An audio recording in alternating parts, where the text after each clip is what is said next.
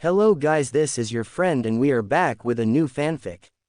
Which is what if Naruto awakened Gojo's 6 eyes and became an untouchable god everyone fell in love with. Part 1. And if you enjoy this fanfic then please press the like button and subscribe to my channel for more fanfic like this. And now let's start the fanfic. The second stage of the Chunin exams was supposed to be a large battle royal for the various teams to get Earth and Heaven scrolls, one each then arrive at the central tower. Team 7, led by Sasuke Uchiha, to Naruto's chagrin, was making good progress. They managed to defeat 2 teams and secure extra Earth scrolls, having 3 in total. However, everything went to shit when Naruto, after returning from a pee break, was blasted away by a powerful gust of wind. Followed by appearance of the nightmare of a sound ninja who took sadistic pleasure in attacking Sasuke and Sakura. Naruto, thanks to his ingenuity and shadow clones, managed to kill the massive snake that was attempting to eat him and rejoin his teammates against the weird sound ninja. The battle became even more intense thanks to the inclusion of Naruto, who was subtly getting enhanced by the Nine Tails chakra throughout the fight. He was darting all over the place, punching and slashing at the snake-like ninja. Massive gusts exploded from the clashes between the 2 monsters. In the distance observing the fight, Sakura was finding it hard to breathe under the weight of the sound girl's chakra and the evil feeling coming from Naruto. Sasuke was silently observing, finding it impossible to force his body into action. Orochimaru glared at the blonde after their latest clash. He was starting to feel the Nine Tails chakra burn his hands. His movements are becoming sharper. The boy has no real talent for ninjutsu if Kabuto's Rakan is correct, which explains the lack of jutsu so far. He's a loudmouth and seems to be similar to how that fool Jiraiya was at that age, the attack first ask questions later type. I could kill him in an instant. Though it's strange, the longer I fight him the better he responds to my movements. I suppose his lineage simply wouldn't allow him to be completely talentless. He mused. The hidden snake nin decided to cut the battle short and seal off the Biju to deal with the blonde. It was time to mark Sasuke and leave. He spent more time here than he planned. He was sure that the old bastard or at the minimum the Anbu were on the way thanks to the large quantities of chakra being thrown around. Naruto tried to dodge. He really did. He could clearly see the freak coming at him, but no matter how hard he tried his body couldn't move in time. It was more frustrating than any fight he's had with Sasuke, who was frozen watching the battle. The snake was simply so much faster than him it was impossible to move in time. A hand that shone with chakra, each finger holding an elemental symbol on it, was slammed into Naruto's stomach right over the Nine Tails seal. Naruto's eyes widened in immense pain as he fell over, almost passing out instantly. He would have fallen hundreds of feet if it weren't for Sakura's quick thinking, who threw a kunai to snag his jacket on the tree to catch him. The last thing Naruto heard before the darkness took him was Sakura calling out to Sasuke. Which was just typical. He was likely about to die, and she calls for Sasuke. The Nine Tails, or rather its chakra, having been cut off from Naruto's chakra due to the additional seal, allowed something to happen that had been impossible ever since Naruto was 20 minutes old. All the chakra that was in his body was wholly his own. Nothing good came from imbalance. The entire purpose of the second stage was to teach this. If you're too focused on your physical strength, or Earth, you'll lack the mental strength, or Heaven, to succeed as a Chunin. Naruto, due to having the yang half of the Nine Tails sealed within him, was overflowing with physical chakra, and had a major deficit of yin or spiritual chakra. This stunted his body in several ways. It was because of this that he was so hyper. It was because of this that he was unable to control his chakra like others were able to. Considering he had to subconsciously overcome the imbalance that was his overabundance of yang chakra, it was no wonder simple jutsu escaped him. He was, unknowingly, having to siphon out the massive quantities of extra yang chakra and bolster his lacking yin side and somehow arrive at the ratio to perform jutsu. But now that the Nine Tails chakra that had been slowly dripping into his network since he was born was cut off, it allowed Naruto's body to reach his natural equilibrium of mind and body, yin and yang. It allowed his soul, the core of his and of all shinobi's power, to fight back and bring forth all of its potential after being denied it since his birth. Naruto didn't know this, no one knew this, but he had been born with tremendous power. It was there just out of reach for his whole life due to the imbalance of his chakra. The leaves and trees swayed lightly, clouds in the sky started to move away. Animals throughout the forest perked up on instinct. All of nature knew that a metamorphosis was taking place. It was as if the entire world was welcoming Naruto's rebirth. Naruto's body was correcting itself after so long. Like a free diver coming up after a long swim, it was taking a deep breath that was impossible for nearly 12 years. Allowing his birthright to emerge and change the very balance of the world. It had been a rough couple of days for Team 7. Sakura Haruno was currently fighting 3 sound ninjas with all her might, or what was left of it. The ninja in question found it amusing to taunt her with their strength and torture her by not attacking all at once to just finish the fight. She ran a hand through her now much shorter hair sadly, it took so very long to get it to that length. Oh well, the ugly sound girl had to go for her hair, despite taunting her by saying caring about hair was for children. Seems she was just jealous because she was ugly and had terrible split ends and took it out on her. Honestly, how hard was it to use conditioner? Snapping her thoughts away from the dumb bitch, she looked to her 2 teammates as they laid next to each other completely unconscious. Last she checked, Sasuke was running a fever and Naruto's chakra wouldn't settle, making it hard for her to stay hidden. Yet another annoyance. Even in this state he's causing problems. I'm gonna smack the hell out of him after this. She roared in her head as she threw another volley of shuriken at the 3 sound ninja in front of her. Ha! Is this the best you have, you stupid bitch? Shouted the one with strange arms and spiky black hair. Sakura hadn't bothered remembering their names. There was ugly bitch, weird arms and mummy face. God, Naruto was rubbing off on her. She didn't let the taunt get to her, but she was at the end of her rope. She was awake for well over 2 days watching both of her teammates and had been fighting for a while against these 3. They weren't really coming at her due to all the traps in the area, but she's been hit by several air blasts that she didn't have a good way to block from weird arms. Desperation was starting to take hold as her already small reserves of chakra were nearing 0. Please, I need one of you to get up. She thought while gripping her last kunai. The sound ninja with his face covered in bandages stepped forward. I will ask this once again, hand over Sasuke Uchiha and we will leave you and your other teammate alive. Dosu, why are we bargaining? We should just kill. The angry boy was interrupted by a wave of chakra exploding into the air. All the ninja in the area. Team 10 in the bushes, Team Guy in the trees, the sound team and Sakura all felt the chakra blast into existence over the immediate area. Each of them felt sweat fall down their foreheads as the weight of the chakra fell upon them. It was larger than any of them have ever felt by orders of magnitudes. Even the sound ninja that were subjected to the terrifying presence of Orochimaru could only shake in fear at the feeling of such power. They didn't know what to do. None of them spoke as it was becoming difficult to breathe due to the pressure. Unknown to the ninja in the clearing, it wasn't just them feeling it. Everyone felt it. It only lasted an instant to those outside the forest of death. Everyone who was able to sense chakra beyond a basic level felt their nerves scream at them, telling them a predator had just emerged. The third Hokage in his office felt his battle instinct flare to the max, causing him to turn to the forest in worry of who at that level managed to infiltrate the village during the exams. He was already signaling his personal guard to move out.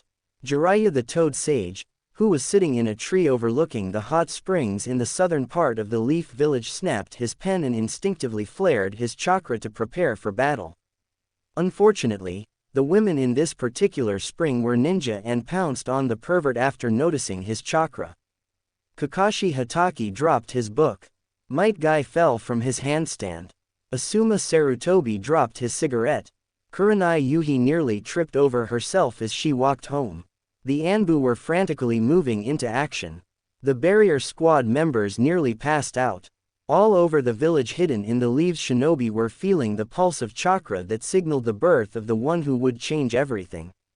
They would likely pass out in shock if they knew it was coming from the knucklehead Naruto Uzumaki of all people. In the clearing, it was Sakura to figure it out first. She was the closest in proximity to Naruto and managed to turn her head towards him to see a minuscule amount of chakra glowing around his body. It was blue in color, and it was partially translucent, but she could see it covering him, and her mind made the only connection that made sense. Naruto, she managed to say as the chakra pulse was slowly dying out. Her voice caused everyone from the leaf to turn to the unconscious blonde in shock. The sound ninja looked to her blonde teammate nervously. In the next moment the chakra was gone from the area, everyone was able to breathe normally and wipe the sweat from their faces. Some, particularly those who knew Naruto, chalked it up to a weird fluke and tried to forget about it. Till Naruto stood up, the air around the blonde seemed different. Almost as if it was waiting for his command, as if the world itself was waiting for him to demand something so it could happily oblige. The hairs on the back of everyone's neck stood up, as if a massive tiger was standing right behind them staring at their necks with drooling fangs. Again, it only lasted a moment before the feeling went away. Sakura looked to her now awake teammate nervously. "Naruto, are you okay?" she asked quietly, considering there were 3 enemies listening. Naruto took a deep breath and opened his eye to take in the scene around him. In a single second he was able to figure out what was going on, which was strange, he mused. His mind had never been this clear. He could tell everything that was going on. There were 2 teams just watching the fight, one in the trees above them. He recognized them as the Bushy Brow Squad. Then in the bushes were his former classmates, all staring at him with sweat visible on their faces. Shikamaru in particular looked seriously spooked. Sakura, it seemed, was defending both himself and the bastard from the sound team, all standing in defensive positions, likely trying to figure out their next course of action now that he was awake. Based on how Sakura looked, exhausted, bruised, and she was nearly out of chakra, she wasn't winning the battle. "Your eyes," Sakura whispered in shock. While staring at him she noticed something else. "Your whiskers are gone." This time at full volume, as she couldn't fathom what had happened to her teammate. The rest of the Leaf Ninja noticed what she was pointing out now that she mentioned it.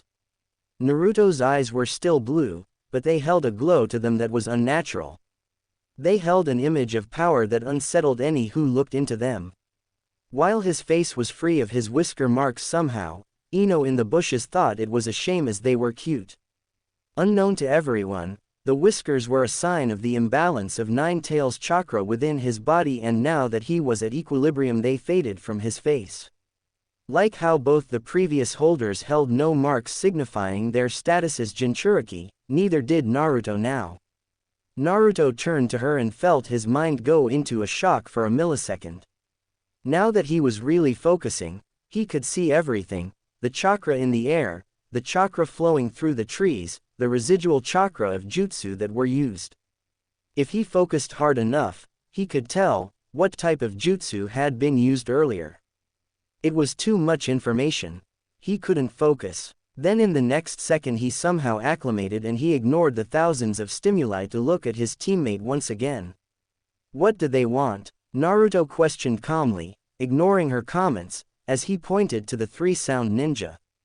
Before Sakura could answer, the loud one with the strange arms yelled at him, "Hey! Ya stupid blonde bastard!" No one saw it, no one could follow it more than a faint blur, but before anyone knew it, Naruto crossed the distance between himself and the sound ninja to slam his fist into the boy's chest ruthlessly. There was a faint glowing trail of blue chakra from Naruto's fist as he flooded his body to enhance himself. The air was displaced around him from the force behind the impact. Leaves flew away, the ground where Naruto pushed off from was cratered.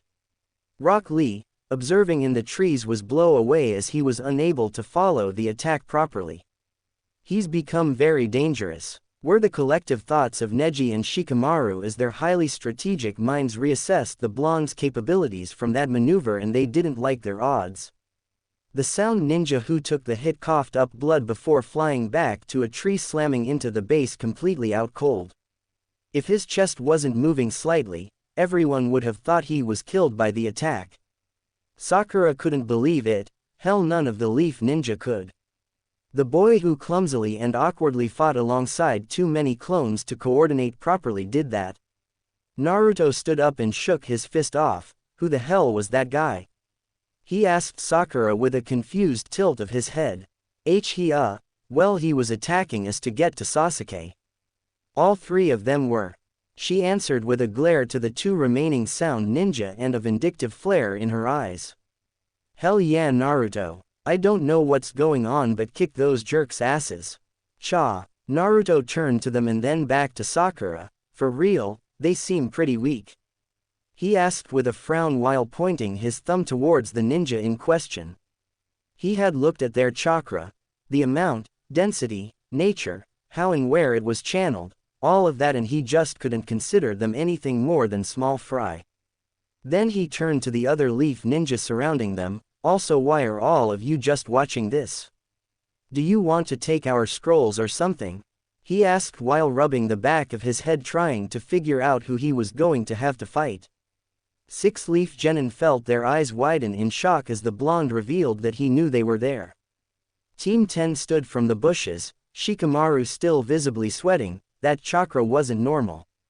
It felt terrifyingly powerful, and I know it came from him. Those eyes, the change in his body, whatever happened. I want no part of it. We were going to jump in if Sakura couldn't handle it. Shikamaru gulped. Both Ino and Choji knew to let him take the lead here and stayed quiet. Naruto smiled. Ah, that's nice of you, Shikamaru. Bushy brow, are you guys doing the same? He asked to Team Guy standing in the trees, now visible to everyone else. Neji stepped forward before Lee could answer. No, we were merely observing. We are leaving. With that, he and his team left in a hurry, Lee doing so at the glares of his teammates as they knew he wanted to speak to the blonde. Which they adamantly refused to allow at the moment, since they didn't know what Naruto would do next if they stuck around too long. Why are they running off? Naruto wondered aloud. Well, not like their team isn't weird. I mean, anyone with a sensei that has eyebrows like that is surely crazy. Right, Sakura? He laughed while looking to his teammate with a grin. She could only nod dumbly, completely shocked at the change in tone of the situation. Before, it was a life or death battle that she was slowly losing hope of winning, and now Naruto has made it almost like a social gathering with no real danger. Dosu, the leader of the three sound ninja, felt his heart settle back down and knew when to cut his losses. We will retreat without fight if you allow us. As an offering, here is our scroll, he said while setting down their heaven scroll. Naruto watched as they picked up their teammate before fleeing into the forest. Guess they didn't want to fight anymore. He laughed lightly, then clapped. Well then, I guess they were terrified of my sheer awesomeness, Sakura picked the sleeping princess up and let's get moving, we have the scroll we needed now. He ordered with lazy smile on his face. Sakura twitched at being ordered by her idiotic teammate. You know what? She met Naruto's eyes, causing her to flinch, and went to pick up Sasuke without a fuss. He's so solid, she mentally squealed while rubbing Sasuke's muscles as she carried him. Naruto stared dumbly at her for a moment, before letting his eyes roam over Sasuke's form. What the hell? Who put such corrosive chakra into him? When did that happen? Why is it attacking his body and chakra network? What the hell? Does that enhance him and cause withdrawals like a drug? Who could create that? Who would create that? Who would do such a terrible thing to Sasuke? That strange sound girl. The hell did I miss? Naruto didn't realize it yet, but he thought all of that in blink of an eye as his mind was able to process information hundreds of times faster now thanks to his now activated bloodline. Hey Shikamaru, are you guys coming with us? We're headed to the tower. He called out to Team 10, who were still frozen in the bushes watching the events that just happened. While tempted, Shikamaru shook his head. We don't have the necessary scrolls yet. We'll see you there, he answered before rushing off, dragging both Choji and Ino behind him, the latter of which looked like she wanted to comment before being pulled away. Sakura watched them leave numbly.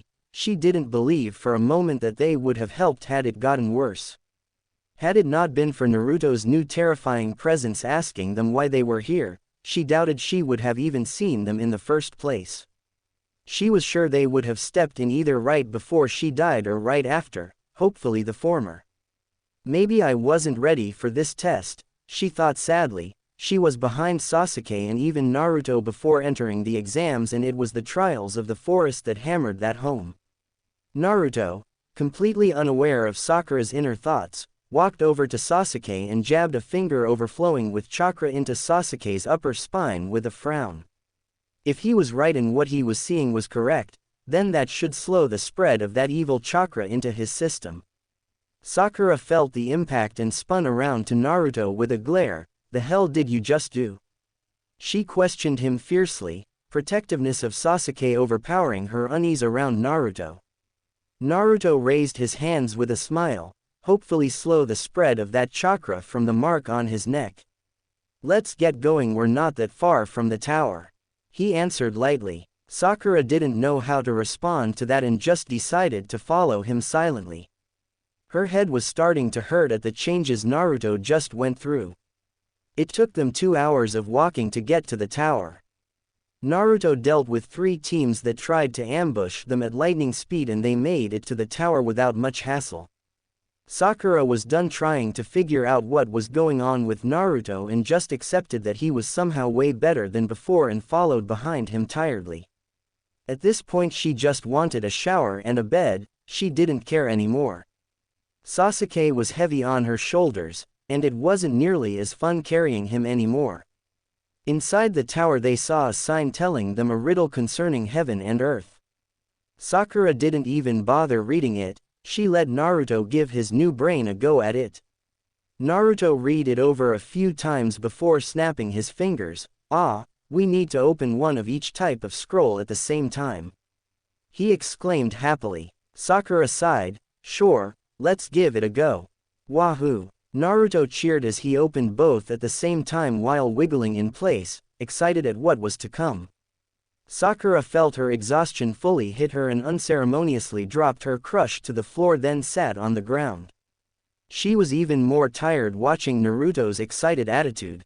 An explosion of smoke came from the scrolls and from it emerged their teacher from the academy, Iruka. At first, he smiled at Sakura, then frowned in worry at the unconscious Sasuke. Turning to Naruto, he felt his heart stop. The chakra coming from him was the same as the terrifying pulse from earlier.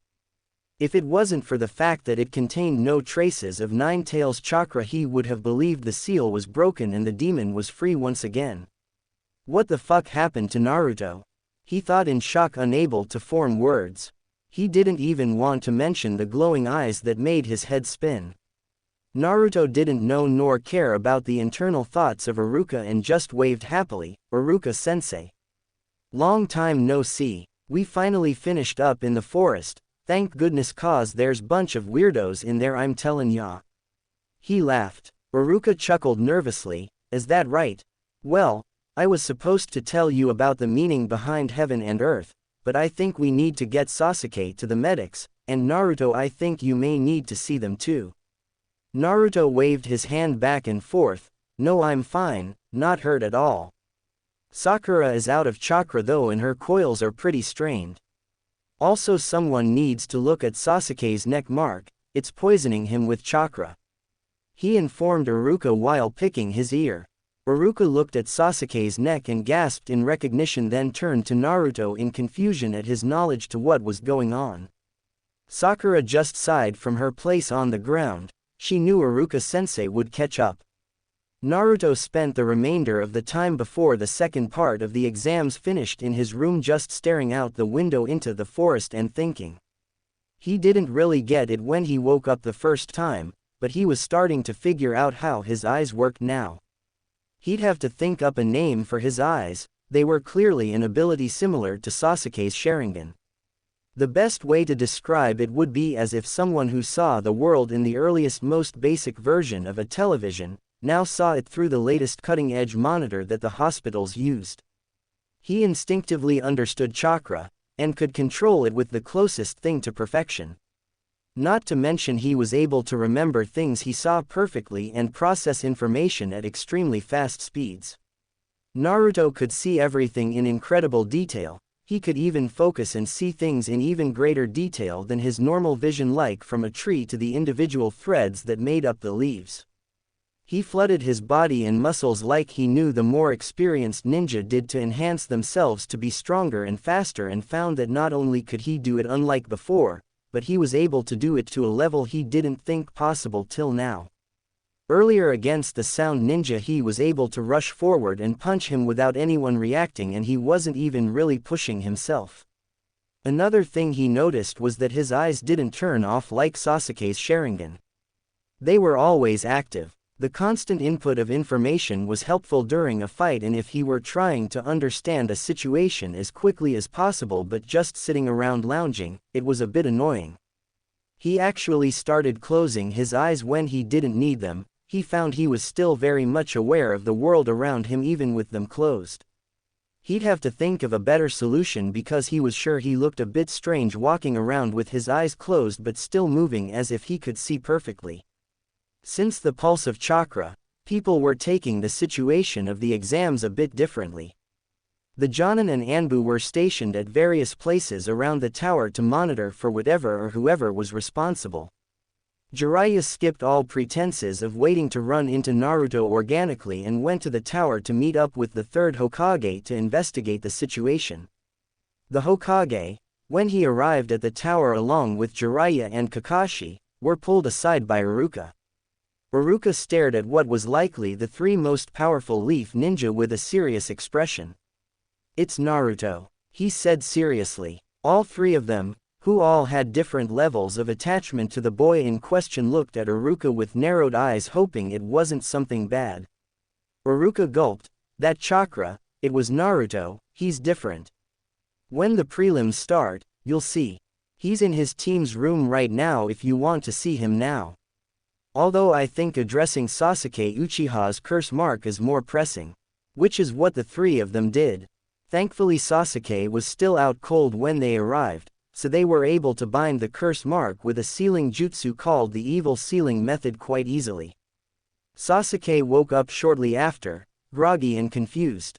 While more irritable than before, he wasn't too different after getting briefed on where he was in the situation with the seal.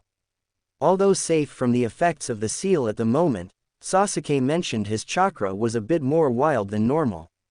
The three moved on and decided to wait till the next day when the prelims would take place to see the changes in Naruto.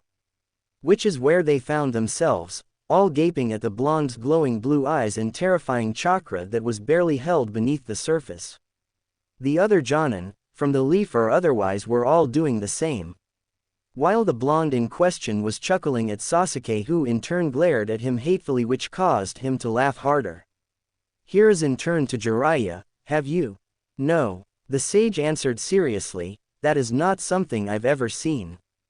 If I couldn't feel his chakra, and see that his whiskers are somehow gone, I would assume that he was just pushing a lot of chakra into his eyes for whatever reason and nothing was all that different. But they are different, and the glow is unnatural." Neither Minato nor Kushina had anything remotely similar to that. Kakashi uncovered his Sharingan for a moment to look at the blonde.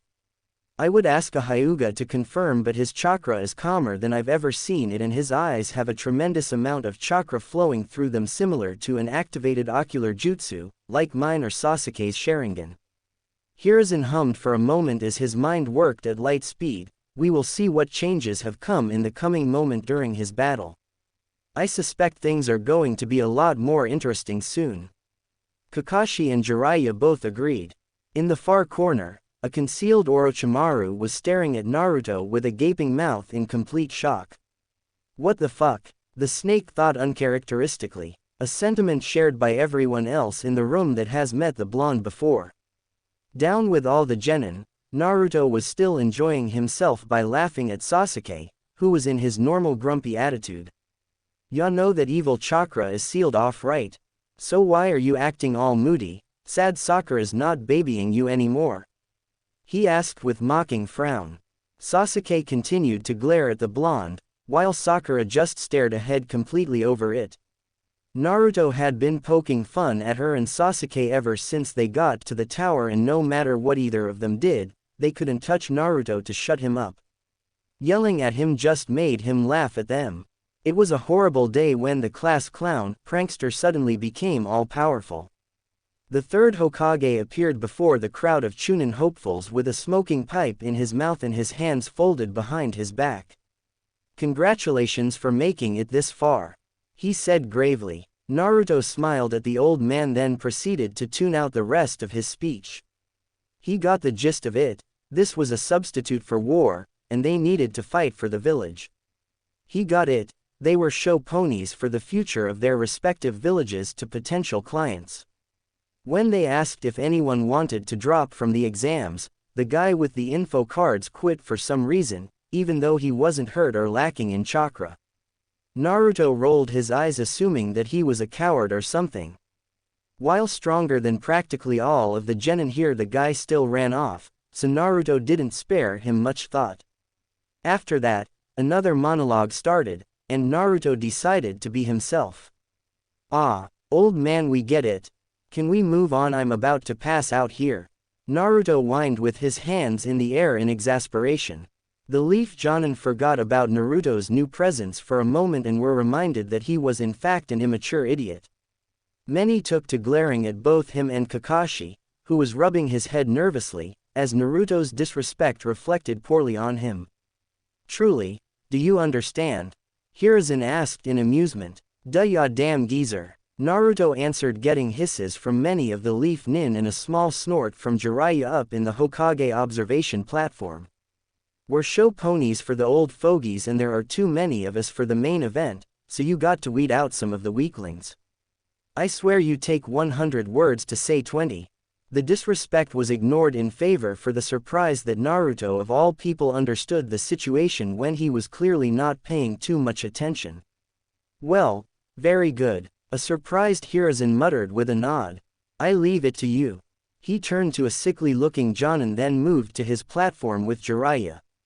The man introduced himself as Hayate. If you would all look to the monitor, he said with a small cough. Names began flashing, and after a while it was Sasuke's, and someone named Yoroi. Naruto looked at his teammate's opponent and saw that his chakra seemed to have special properties around his hands. Sasuke, watch out for his hands, he said quietly. Sasuke barely heard it, and before he could ask why, someone else did.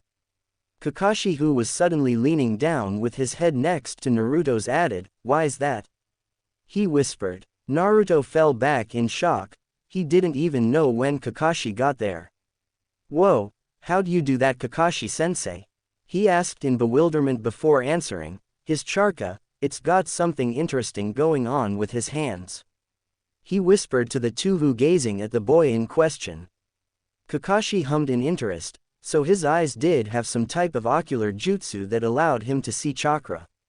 Well, you heard him, Sasuke. Let's get up to the second level, Sakura, Naruto. Kakashi said with an eye smile before walking towards the stairs.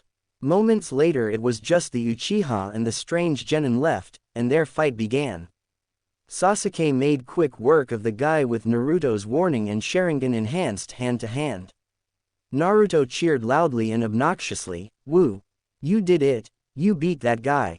He shouted, getting glares from some of the others in the room. Kakashi clapped with an eye smile next to the blonde, while Sakura was on the other end of the stands next to Kurenai, pretending she was in Team 8. Fights continued for a while. Naruto made a genuine nuisance of himself by calling out everyone's weaknesses as a joke while they fought, then made both helpful and unhelpful suggestions. Shino, your bugs are really gross. I mean, they're inside that guy's arms. Yeah, they should eat that chakra, it's like an air cannon. Whoa, Choji's extra fat, that sound guy will have an easier target now. Hey Hinata, he's hitting those chakra point things inside you, you should block that. Fuck you Hyuga guy, I'll kick your. Is he a puppet? Think Bun Bun will notice it's a wind jutsu. These sound ninja are all on brand, huh? I mean genjutsu from a bell. Think they go out of their way to stick to their niche. Oh cool, Shikamaru won. The only ones that were enjoying Naruto's commentary were Kakashi, Hiruzen and Jiraiya. All three who would have been bored out of their minds watching Genin fight. Also, Naruto's observations gave them insight into his eyes' new abilities. Naruto Uzumaki vs. Kiba Inuzuka. Oh, hey, I get Kiba. Naruto said with a cheer.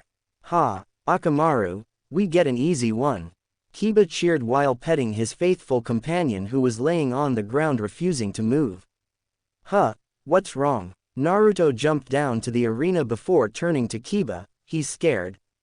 He called out happily. Kiba glared at the blonde, as if he probably doesn't want to waste his time with a dead last. No worries, I got this myself. Kiba said arrogantly, not noticing Akamaru was shaking while looking away from Naruto. It was unfortunate that his enhanced senses were primarily in his nose, as he didn't quite notice how much Naruto has changed beyond his eyes. To which he thought Naruto was just trying to get more attention. Hayate looked between the two nervously. Well, the blonde made him nervous, not Kiba, then started the fight on the Hokage's signal. Everyone, from the Genin to the Hokage, leaned forward in anticipation. Naruto watched Kiba approach him as if he was in slow motion. He could see every muscle twitch and minuscule detail of the boy's approach and felt like he had hours to respond. A punch from the Inuzuka flew at Naruto at speeds that he would have likely been unable to dodge before his evolution. To everyone's shock and Kiba's horror, Naruto disappeared, then was suddenly behind Kiba looking in the direction of his punch. Who was that aimed at? He taunted lightly. I would advise you start moving a bit quicker or you'll never hit me. He added with a chuckle. Kiba shouted in anger before releasing a barrage of attacks. Each time Naruto would disappear, then blur behind Kiba with a laugh, not even once going on the offensive. In the stands, everyone was shocked at the blonde's new abilities. It was unbelievable how he went from one of the weaker idiots in their generation to this. What the hell? Kurenai muttered in shock. Kiba was a very talented genin. She was confident he was going to have a chance to beat nearly anyone here. Now he was being led around like a child by someone that should have been useless. Kakashi was observing with his Sharingan active. He's supplementing his body with chakra. I don't think a single drop is being wasted. He said lightly, hiding his surprise. Guy was looking down seriously. Lee is going to be a tough one to beat. He said lowly to his apprentice, who nodded seriously. Neji had his Byakugan active and was watching in shock. When did that blonde moron get a bloodline? His eyes have chakra running through them, similar to how mine or the Uchihas do when our eyes are active. Everyone heard his comment and found their suspicions confirmed. Jiraiya continued to watch closely. The young Hyuga confirmed what Kakashi was saying. We'll have to talk to Naruto after the prelims, sensei. Something changed Naruto, and I'll bet my fortune it has to do with Orochimaru attacking Sasuke in the forest. It was the only thing that made sense after all.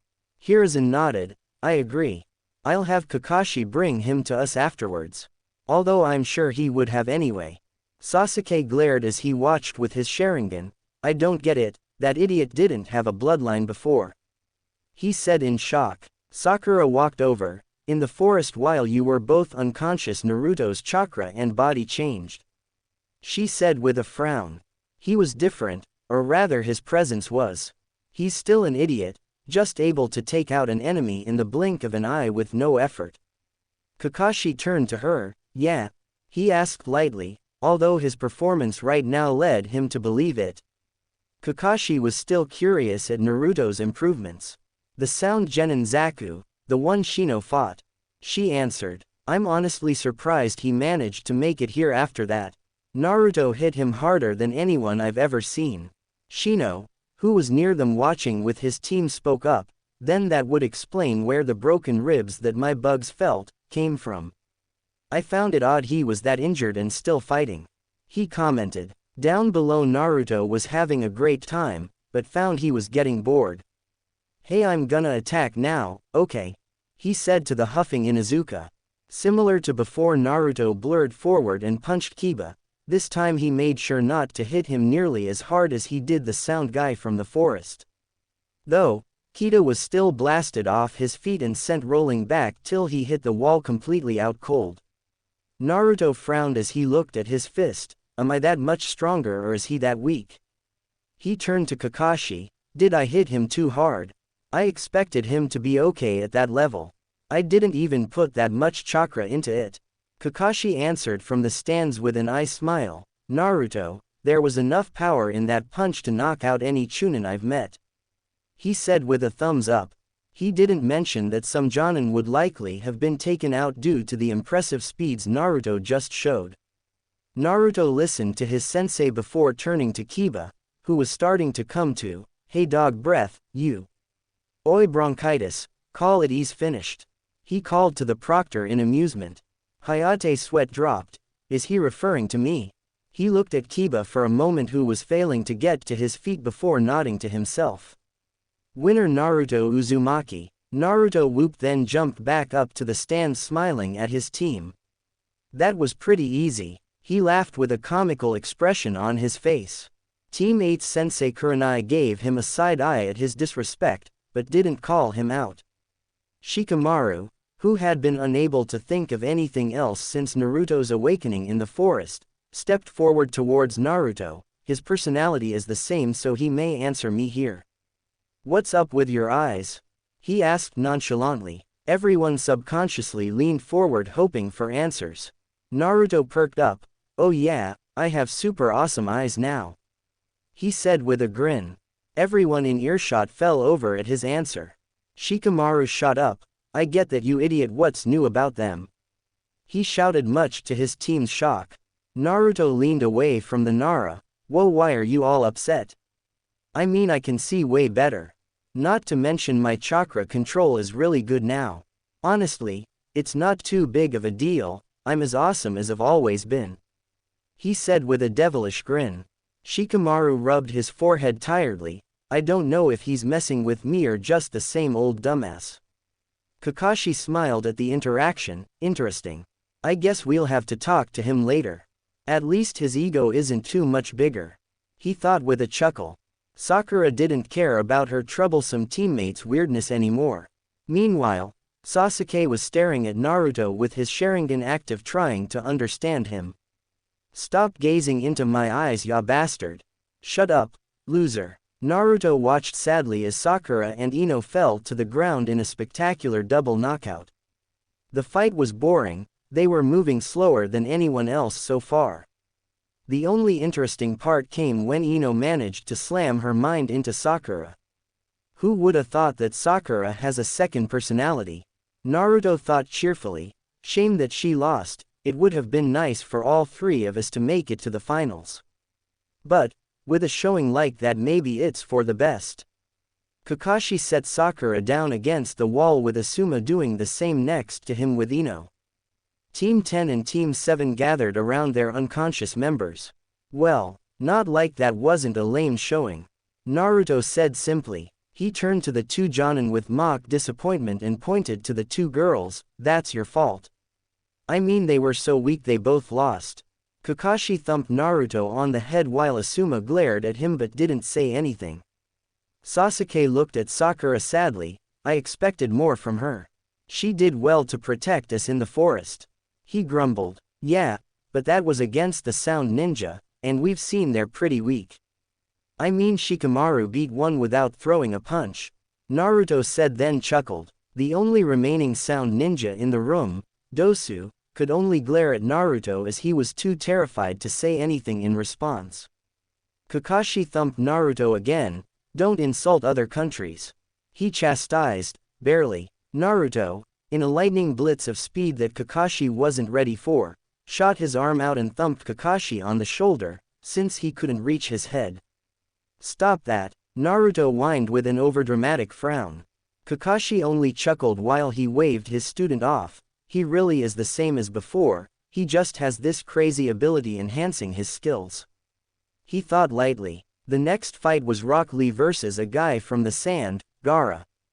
Naruto and the others watched as the beginnings of the fight were strictly hand-to-hand, most of which was Lee defending from omnidirectional sand that was protecting Gaara. "The sand is filled with chakra," Naruto said with an uncharacteristic seriousness. Kakashi, Guy and the rest turned to him with a frown. Down below, Lee back flipped away then blitzed forward to reengage. "Obviously, otherwise he couldn't control the sand," said Sasuke with narrowed eyes, unknowingly saying what was on the Jonin's minds. Naruto shook his head. "Yeah, sure, I wouldn't have mentioned it if it was just his chakra. But that sand has 2, no 3, different chakras in it. Strange," he said with a hum at the end. The Jonin who managed to hear him narrowed their eyes at the information, particularly Kakashi who uncovered his Sharingan. Guy who was next to him leaned over as his rival worked to confirm his student's information. Kakashi covered his eye with a sigh. "Whatever he is able to see, it's beyond what I can. To me the sand has chakra in it, that's all." Lee landed on the statue after a series of dodges and Guy, having more insight into Gaara now, decided to allow him to remove his weights. Rock Lee took those words with genuine excitement as he happily revealed weights beneath his leg warmers then quickly held them up after removing them.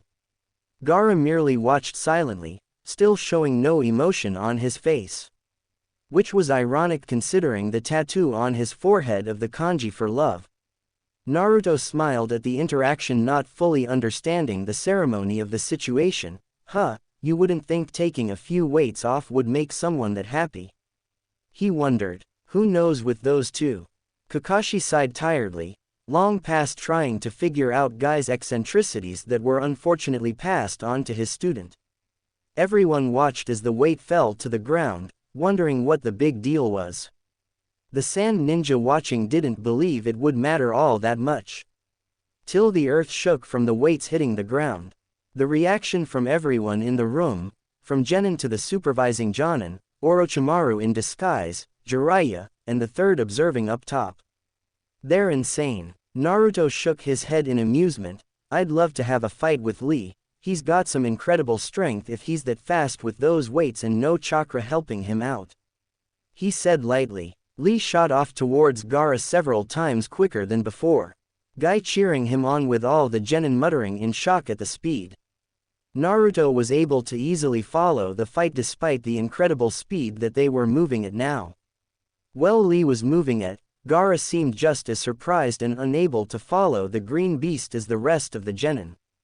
After removing his weights, Lee's movements were not only faster but far more precise. Naruto decided to watch him far more closely.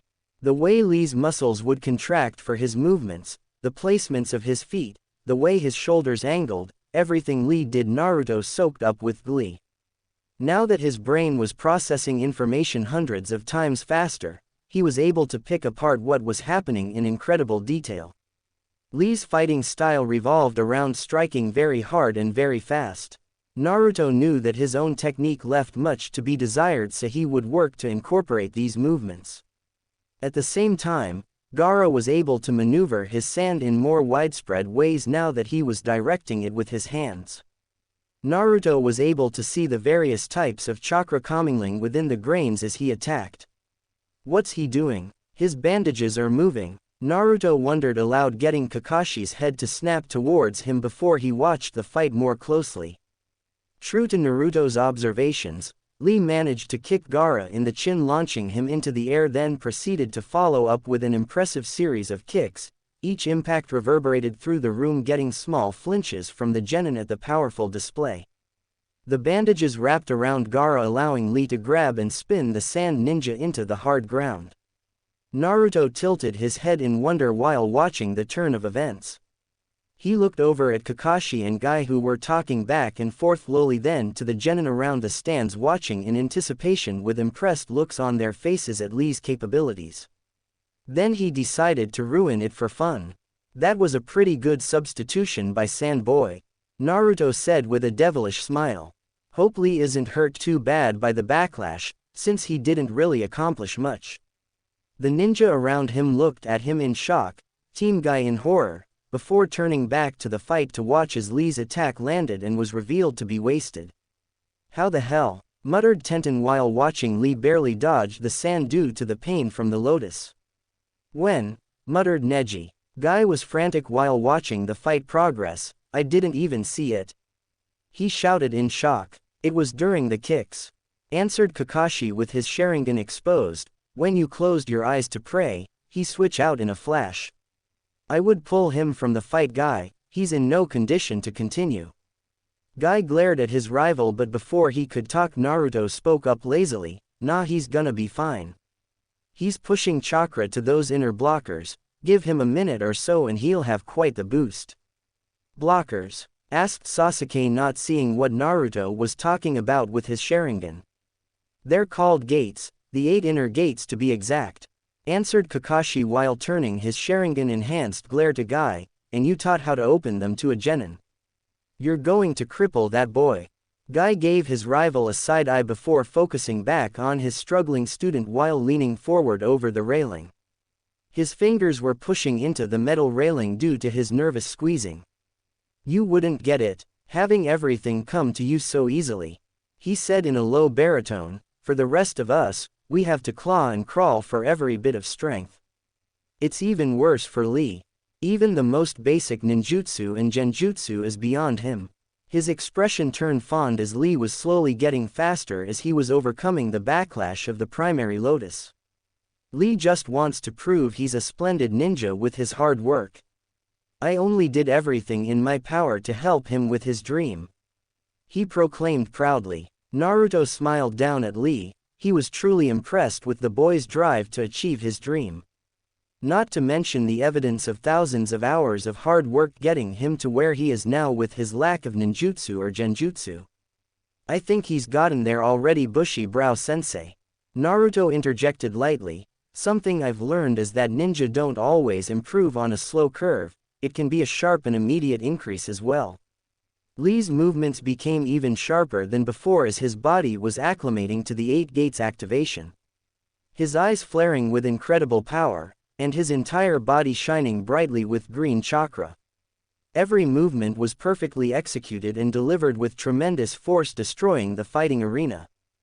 Gaara was pushing even more chakra into the sand, trying to keep up with Green Genin's speed, but was being sent flying by a rapid aerial combo. I mean, he's already adapting and improving with every second. I can tell that he's become way better than he was before this fight.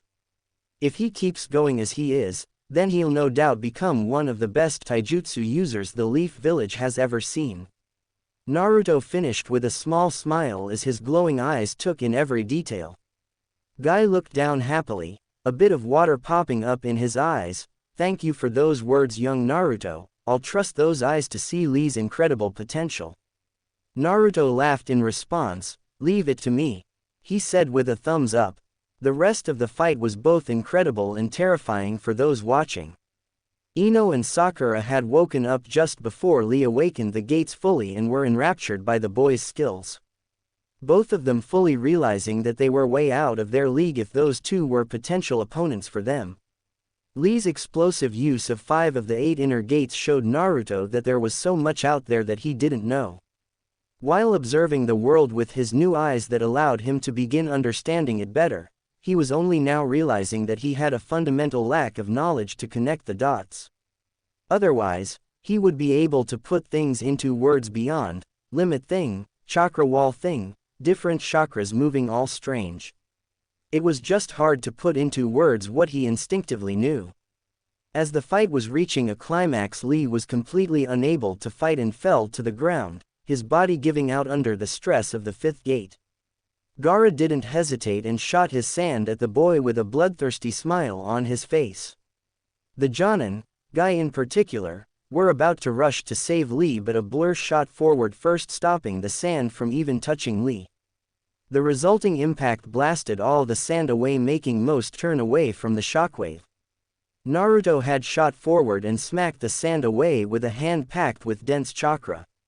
He turned to Lee with a frown. Based on the injuries, it would likely take weeks if not months of rehabilitation to get back into fighting shape. Though it would have been nigh impossible if Gaara was able to crush Lee in his sand like he wanted. Hey sand boy, you won, no need to go that far. Naruto said with a frown while standing guard in front of Lee as he subconsciously released his chakra. Gaara began breathing heavily at Naruto's appearance. His chakra began moving erratically as his instincts flared beyond what he's ever felt. Naruto's presence driving Gaara to near hysteria as the beast within was screaming to flee to save their lives. In the next moment Baki, the Sand Jonin who looked visibly nervous, appeared in front of Gaara with his arms spread. Guy and Kakashi also landed in front of Naruto looking serious and bored respectfully. You guys didn't have to help me out, I would have taken these losers out. Naruto laughed while picking up Lee. His grin became fiendish. I mean that Sandy Jonin over there seems pretty nervous just looking at me. Kakashi sighed tiredly. Please try and not cause an incident with the hidden sand village, Naruto. Baki interjected. I think we can end this and move on. Gaara, go back to the stands to Temari and Kankuro. He ordered, somehow snapping the frantic boy out of it and getting him to leave in a swirl of sand. That seems to be a very uncomfortable way of travel. Muttered Naruto lightly. Getting sand everywhere would be miserable, he thought. Guy moved to take Lee from Naruto. Thank you for jumping in, Naruto. I was hesitant to interfere, but that was the right call. He said shamefully while holding his nearly crippled student. He knew that had the sand wrapped around Lee it would have been the end of his journey. Kakashi patted his rival on the back before grabbing Naruto to body flicker back to the stands. Try not to interfere again, they may disqualify you. Kakashi chastised lightly. Naruto frowned in frustration at the thought of being disqualified for saving a comrade, which caused his chakra to flare and eyes to glow brighter subconsciously. He didn't even notice it was escaping him. Everyone in the room who wasn't in the clearing during the second test felt the weight of Naruto's chakra in person for the first time. It was very different than an instinctual fear from the flare.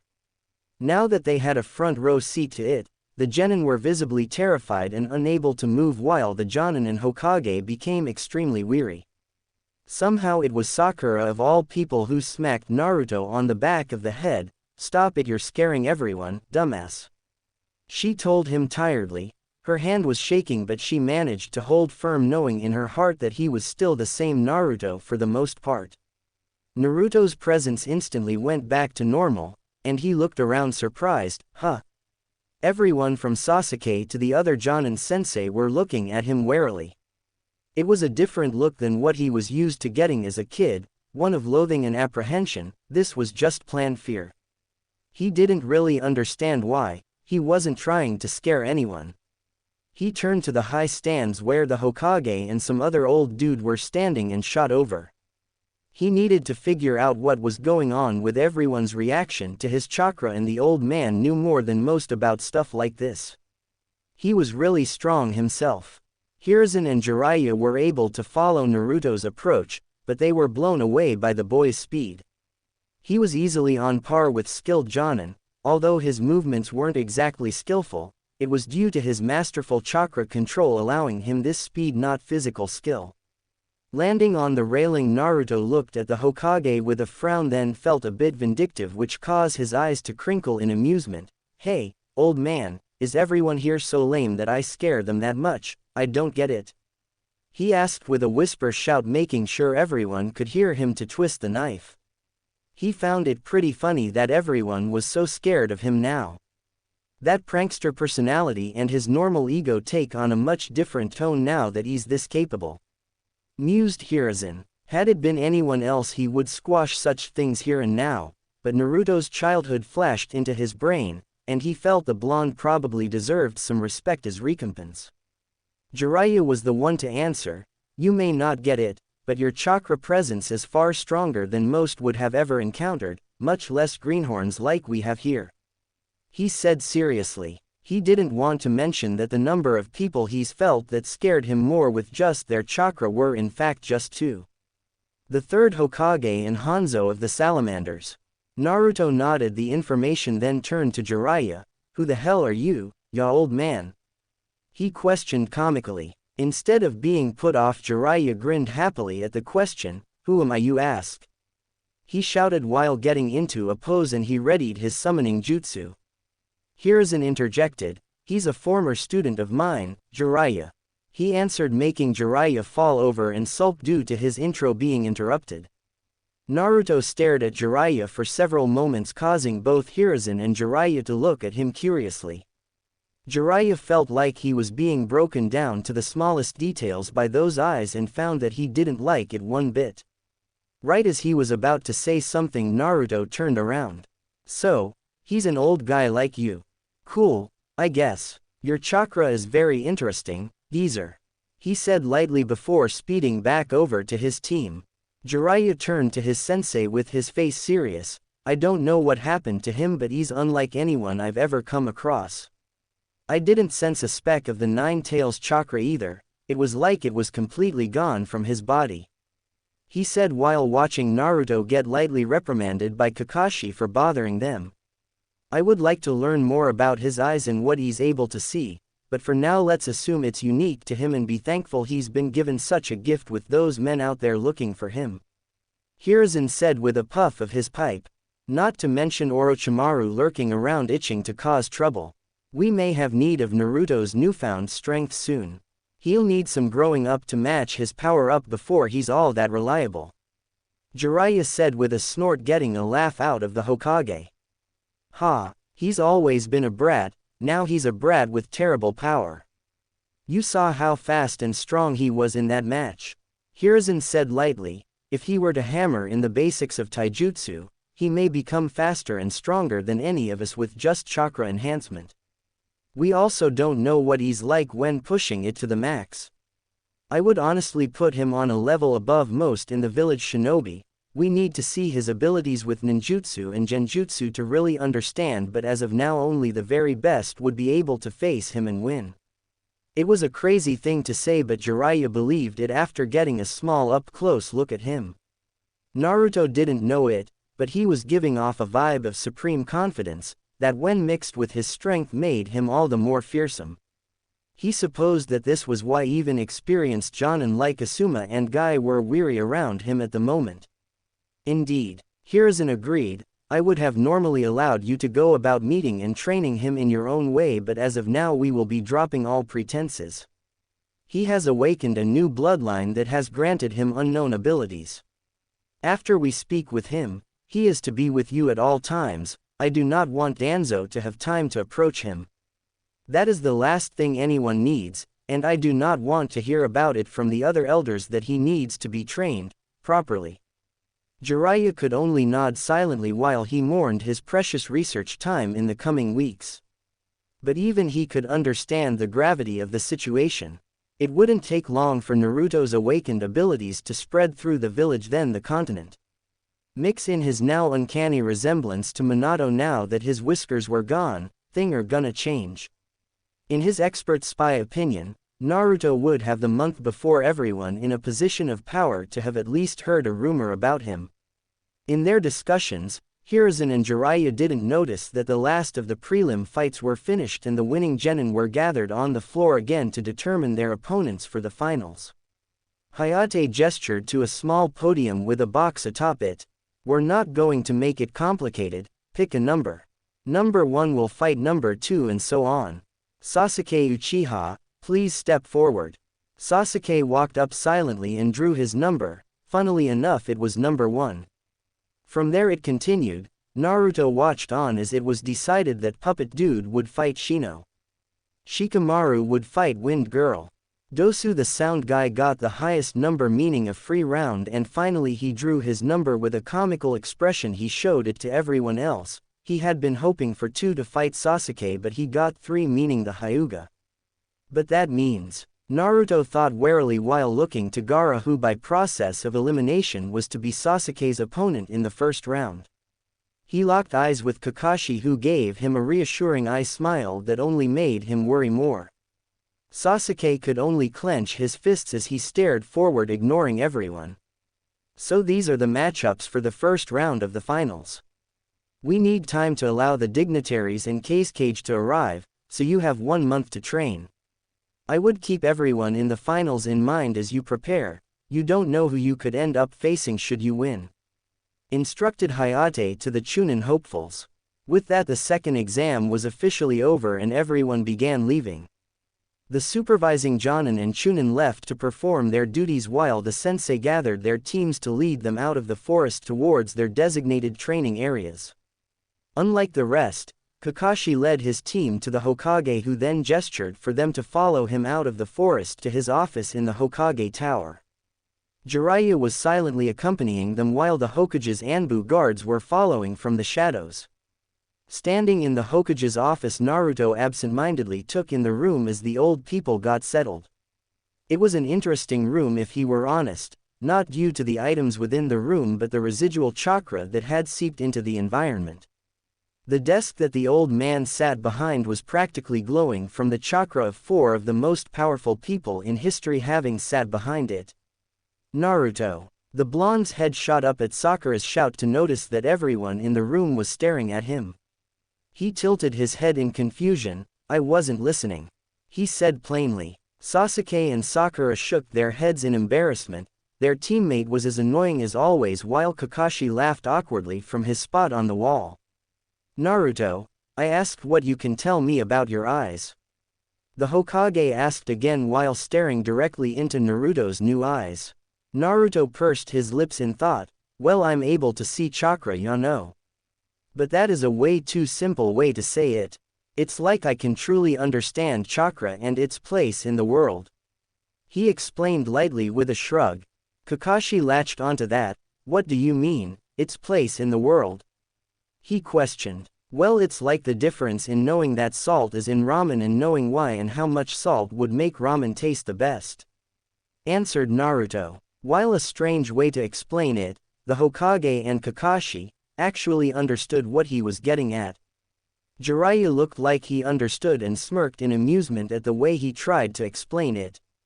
Sasuke and Sakura weren't even surprised that ramen came into the conversation, so they just accepted it and moved on. "If I'm really honest, I'm able to fully understand what I look at, but I'm having trouble putting it into words. Like the desk you're at, old man, it was created by water and earth chakra bound together by yang chakra," Naruto continued while pointing to the desk. "Then there is the faint traces, almost impossible for me to see, of the same chakra that exists naturally in the world around us flowing through the wood.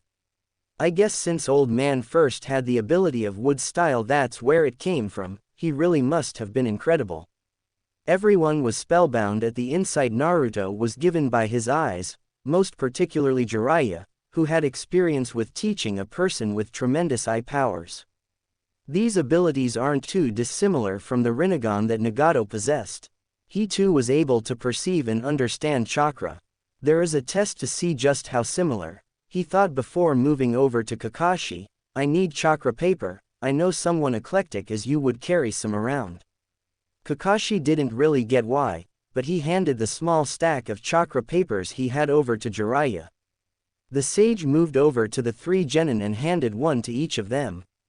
"Sakura, if you would be so kind, please push chakra into that paper," Jiraiya instructed the girl, who did so curiously. A moment later and the paper crumbled into dust. "An affinity to earth jutsu, very nice, something you and I share.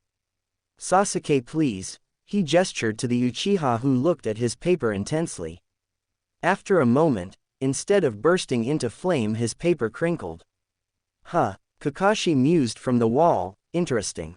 Sasuke looked down in melancholy. It would explain his issues with using the fireball jutsu in his younger years when learning from his father. Seems he just wasn't as inclined to fire as the rest of his clan, as much as him, and that made him look lesser to his father at the time. "Lightning, interesting for an Uchiha, but with your teacher it may be a blessing," mentioned Jiraiya with a thumb pointed to Kakashi. Then he turned to Naruto. "The real reason he asked for the papers, the Rinnegan gave the user completely malleable chakra able to utilize all 5 elements as if each were the primary affinity." He and everyone looked at Naruto as he held up his paper. After a second, Naruto grinned fiercely and the paper began to glow a subtle blue. He turned his head to look over at Jiraiya and waved the paper happily. "Ha! I broke your little test." Jiraiya felt his body weaken at the unique reaction. Never in his life had he seen something like that. No one had no affinity. Nagato's paper had a reaction of all the elements at the same time before turning into a strange black metal. Kakashi revealed his Sharingan to look at the paper, and Hiruzen was frowning as he looked on, unable to comprehend what he was seeing. Just kidding, laughed Naruto, and in the next moment the paper sliced in half. Wind, muttered Jiraiya in shock, then he glared at Naruto. What did you do, brat? He demanded, as that earlier reaction to his chakra wasn't natural. Naruto threw the scraps away with a shrug. Oh, well, I was watching when Sasuke and Sakura used their paper and noticed what was happening. The paper is so sensitive that even the faintest trace of elemental chakra cause a reaction, yeah. So I removed any and all elemental traces from my chakra. He explained happily with a grin and an amused glint in his glowing eyes. Kakashi felt himself get a bit lightheaded. The level of control needed, he said in astonishment. The Hokage was feeling similar to Kakashi. He grabbed a chakra paper and tried to do the same. After several moments, when he felt he may have succeeded, the paper burst into flames, showing his fire affinity. Not even I could do it, he hummed. Jiraiya didn't bother trying himself. If Sensei couldn't do it, then no one alive could do it. Maybe Tsunade, as she is intimately familiar with her chakra and she never spent much time learning elemental jutsu. But that's beside the point. Both she and Sensei have literal decades dedicated to learning and perfecting their chakra control. Naruto did it on a whim to mess with me. I think I'm understanding just what he's capable of now. Last test and this will seal it. The sage walked up to Naruto, who looked up at him curiously. Everyone in the room watching curiously. Do this, Jiraiya demanded as he held up his palm and created a perfect Rasengan. Hiruzen and Kakashi connected the dots and felt sweat build on their heads at Jiraiya's implication with this test. If Naruto succeeded, then that would mean he had literally infinite potential with chakra, internally and externally. Naruto stared at the orb and felt himself be drawn in almost hypnotically.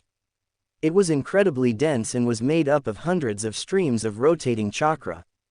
The orb was completely self-sustaining and would likely pack quite the punch on whoever was so unfortunate to be on the receiving end. He could tell this would be an incredibly difficult jutsu to learn.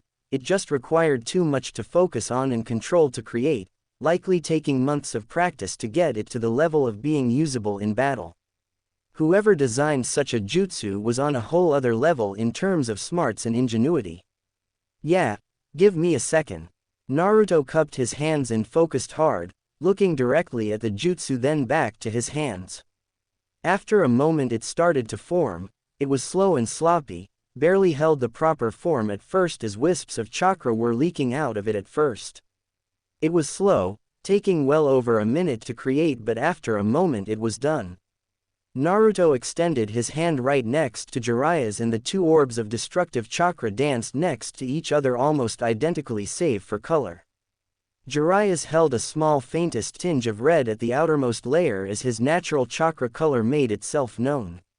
While the other, Naruto's, was a deep blue with a white core similar to his eyes in color. That's, Kakashi exclaimed in shock. He couldn't even put it into words. The Hokage had long since put his smoking pipe down lest he drop it on his stack of papers. Neither could form into words the implications of what they were looking at. Sasuke had his Sharingan active and was unable to copy the jutsu.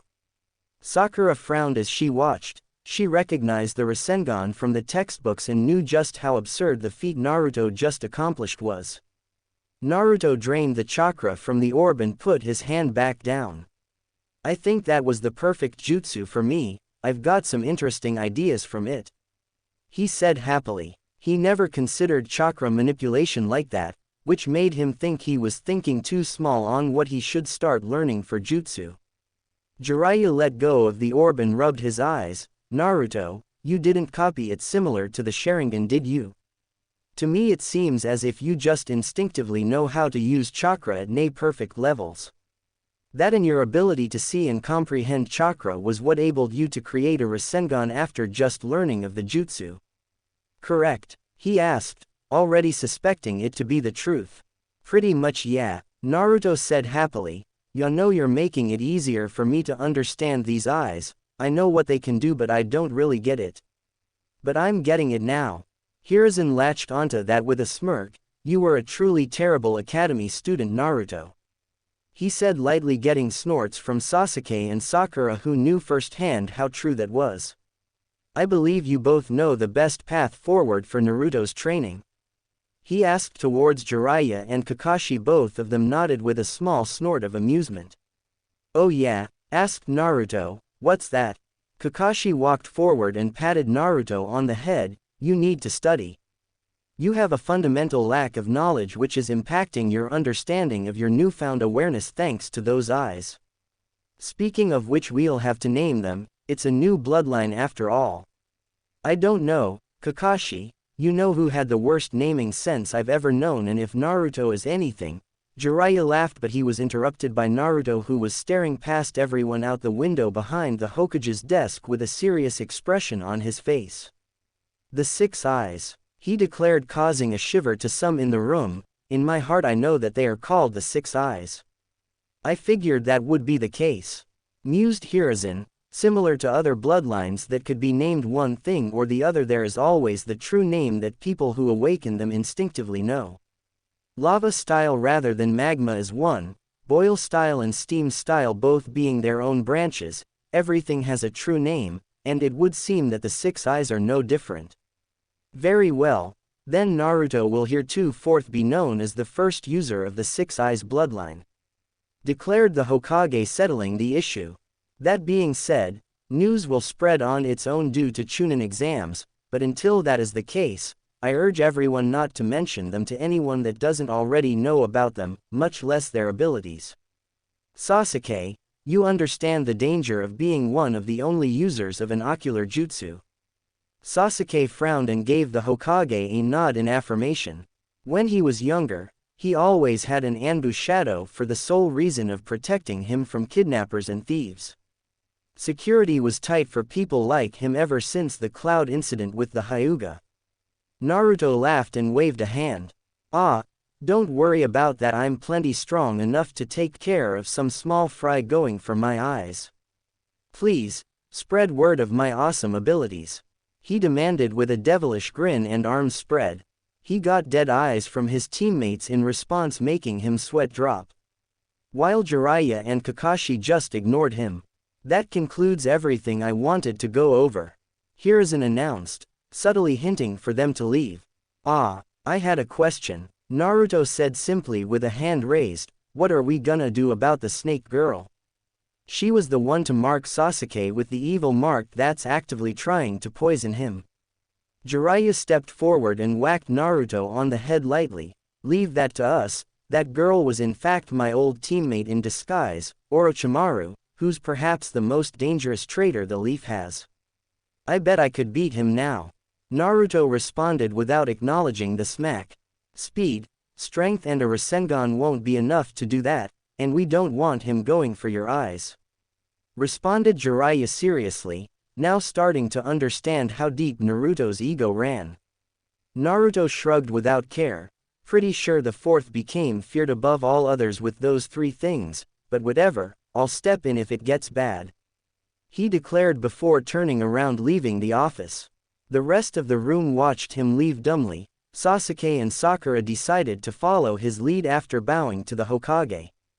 After the three genin were gone, Kakashi turned to the Hokage and Jiraiya seriously. How could this have happened? He asked, voicing the thoughts of the other two without knowing. Jiraiya shook his head. No idea, there's never been a concrete reason for bloodlines existing. The Byakugan and Sharingan have been around for thousands of years, so their origin is nearly unknown. The first Hokage's wood style was said to be a mutation unique to him as a result of his titanic life force and the Senju family's affinity to earth and water. Hiruzen stood and looked over to the pictures on the wall, particularly of the fourth Hokage. Naruto hails from a very esteemed bloodline in Kushina, the only daughter of the Uzumaki clan's main bloodline in that generation, and was a distant cousin to Mito, who hailed from the same family. Both were born with powerful chakra that allowed them to subdue even the Nine Tails. But that isn't the only family Naruto was born from. Are you suggesting that Sensei's family had the 6 eyes? Kakashi questioned incredulously. No, that's not possible. Jiraiya said with a shake of his head. Hiruzen raised his hand, to stop them. No, not in the way you're both thinking.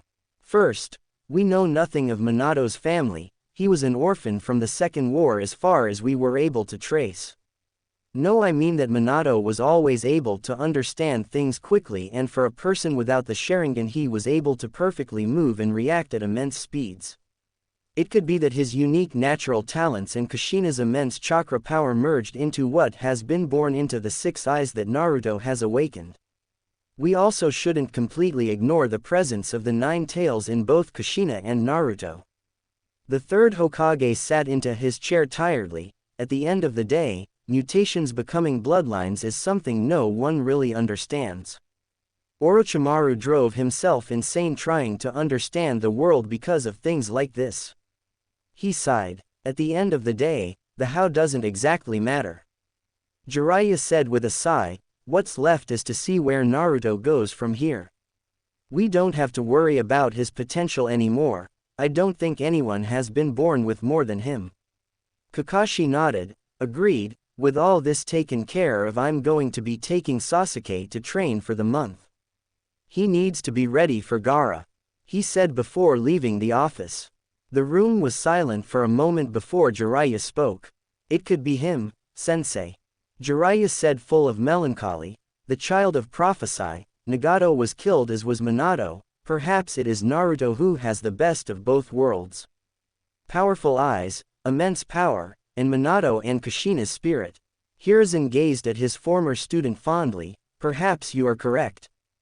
Good luck with him, he added lightly. 1 month later, Chunin Exams Arena. Naruto walked through the tunnel leading to the open area where the finals would take place. In the last month it wouldn't be small to say that he had changed in incredible ways. He, at the demands of Jiraiya and the Hokage, was forced to speed every morning poring through textbooks that he pointedly ignored during his time in the academy. Though a benefit they learned of the 6 eyes was increased processing power for his brain, with that he finished his required readings after the 2nd week. From that it was just practicing taijutsu maneuvers to get his body up to the required level of a Chunin. By Jiraiya's estimate he had the raw skill of an experienced genin rather than a Chunin hopeful like he was expected to have. Again with practice and training he mastered the Leaf Village's basic forms, Jiraiya's personal advanced steps, and several grappling techniques that he found interesting. Without chakra enhancement and his eyes closed he was at a solid Chunin level in raw skill, which was a drastic increase. Naruto smiled as he looked around. While not completely off, with these glasses on he was able to limit the amount of input his eyes gave him. This way he could do things like eat dinner, walk around the village, and water his garden without the constant stream of information his eyes allowed. It didn't tire him out or cause him headaches or anything, just a bit annoying sometimes when he just wants to relax and enjoy his ramen. In addition to his sparkling blue glasses that mirrored the color of his eyes. He changed up his outfit as the colors and style clashed something fierce. Instead he opted for a slightly oversized black almost blue-tinted jumper, over a black shirt with similar pants. The shins weren't taped down like most as he didn't mind the bagginess, then typical shinobi sandals to round it out. In Jiraiya's own words, he didn't look like a moron anymore, which actually meant he looked good. That was something he learned about Jiraiya as well. The guy was a right taskmaster and refused to hand out even the slightest compliment. It was so bad that Naruto had to compliment himself during training to combat this. Jiraiya seemed to be flustered by this as he would scowl in the direction of the forest sometimes. All in all, if Naruto were to be completely honest, he didn't think anyone in the village would be much of a challenge anymore. He had, thanks to learning the Rasengan, devised a couple of interesting techniques that bolstered his already incredible ability to insane heights. Reaching the end of the tunnel he noticed that other than Sasuke and that sound guy with the bandages he was the last to arrive. Everyone turned to him and had various reactions to his new appearance. Most were just curious at the change, Naruto grimaced a bit but didn't say anything. The guy with the cough was gone and now it was someone else. Hey, oral fixation, where's bronchitis? He asked, interrupting everyone from their thoughts. Most of the genin sweat dropped at his lack of respect while Genma felt his eye twitch. Things change, I'm the proctor today. Also, don't call me that. My name is Genma. Sure, strange guy. Naruto waved him off and stood to the side smiling at his to-be opponent Neji Hyuga. After a bit Genma touched his hair and nodded, got it. He said lightly, slight change of the order, Sasuke is running late so his fight is to be pushed to the last of the first round. Neji and Naruto, you're up.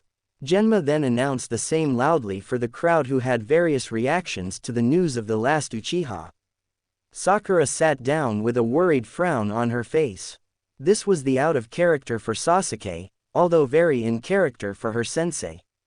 She really hoped that it was his fault they were late and not that the tardiness was rubbing off on Sasuke.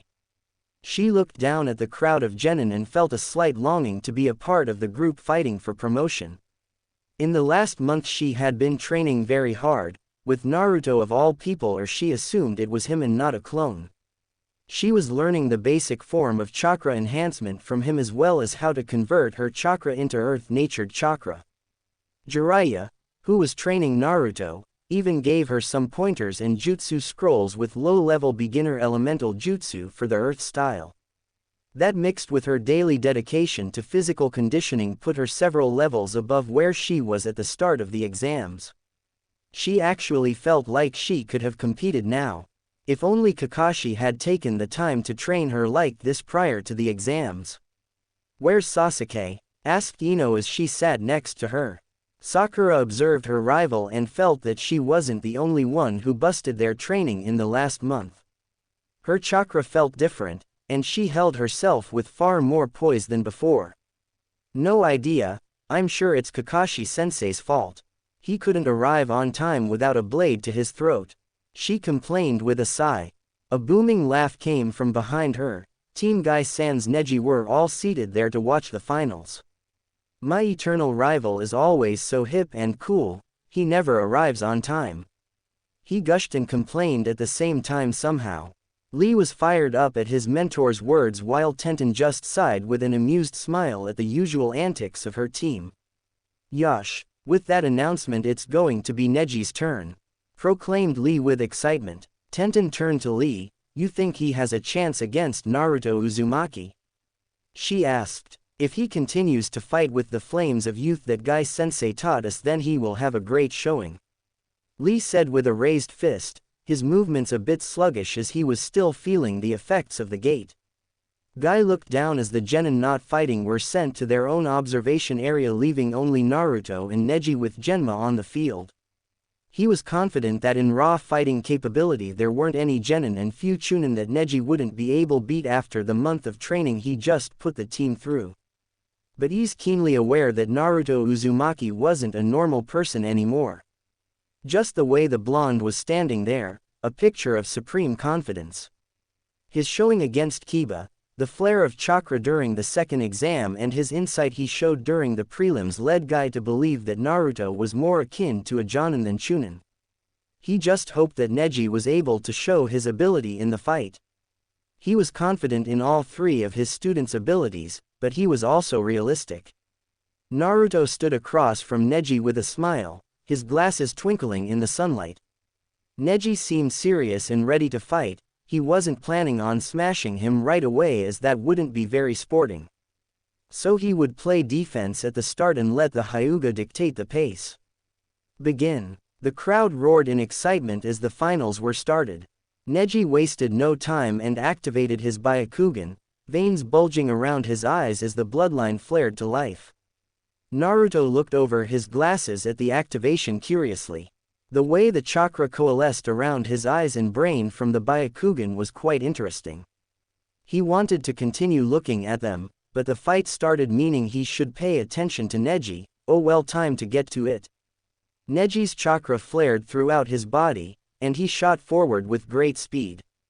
His movements honed even further than they were a month ago under the tutelage of his sensei Guy, and his control over his chakra internally channeled far better than ever before.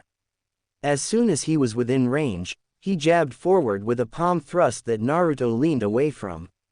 Another was similarly avoided. Every time an attack would come, Naruto would dance around it with minimal wasted movement.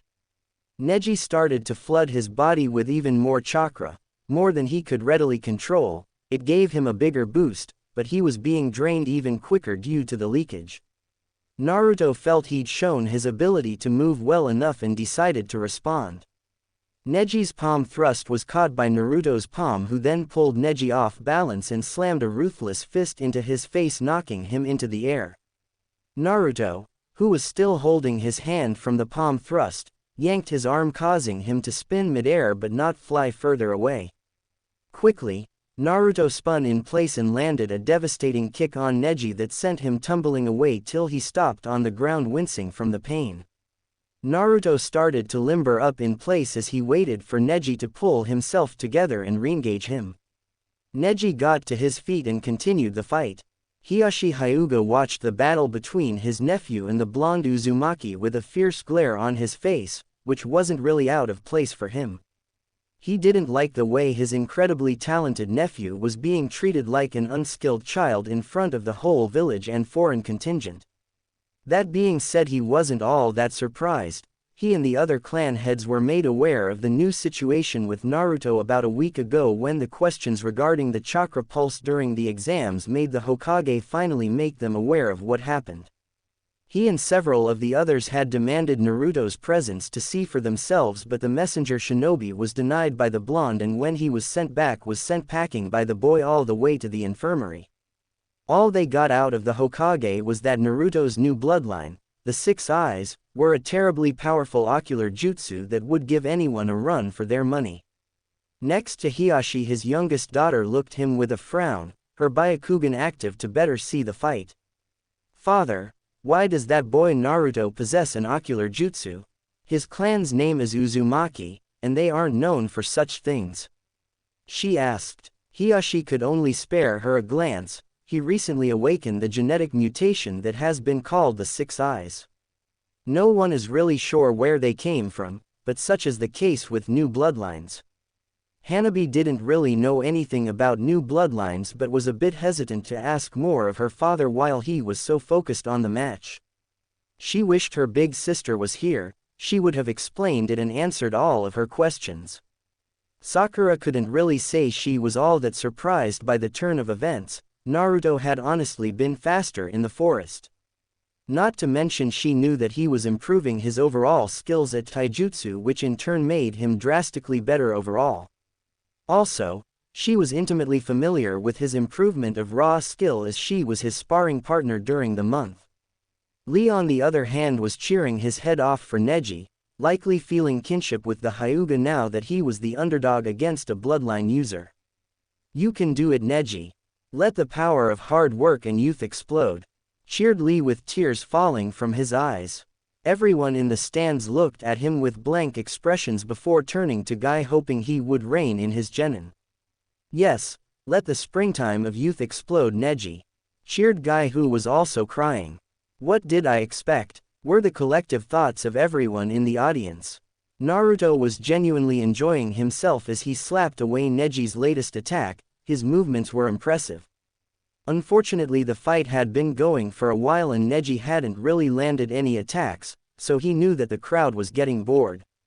As Neji tumbled back, he felt frustration overtake his calm. When he looked up to his opponent instead of Naruto passively standing around waiting for him to attack once again, he saw the blonde moving towards him at frightening speeds. Knowing that he had no other option, Neji flared his chakra and began spinning quickly. Utilizing one of the Hyuga's prized jutsu, rotation, a large spinning dome of chakra burst into life, forming a nigh impenetrable barrier around Neji, the Hyuga's ultimate defense. Naruto's eyes widened and his face lit up with a savage grin at the challenge. He burst forward at speeds that only a select few watching could see and appeared above the spinning dome with his right hand hovering over the dome. To those who knew anything about the jutsu rotation, They knew that the only way to overcome it was to back off till it was finished, which was usually a couple seconds. For Naruto, he felt a more amusing way to overcome it would be to overtake the power of the rotation and cancel it out with ruthless efficiency.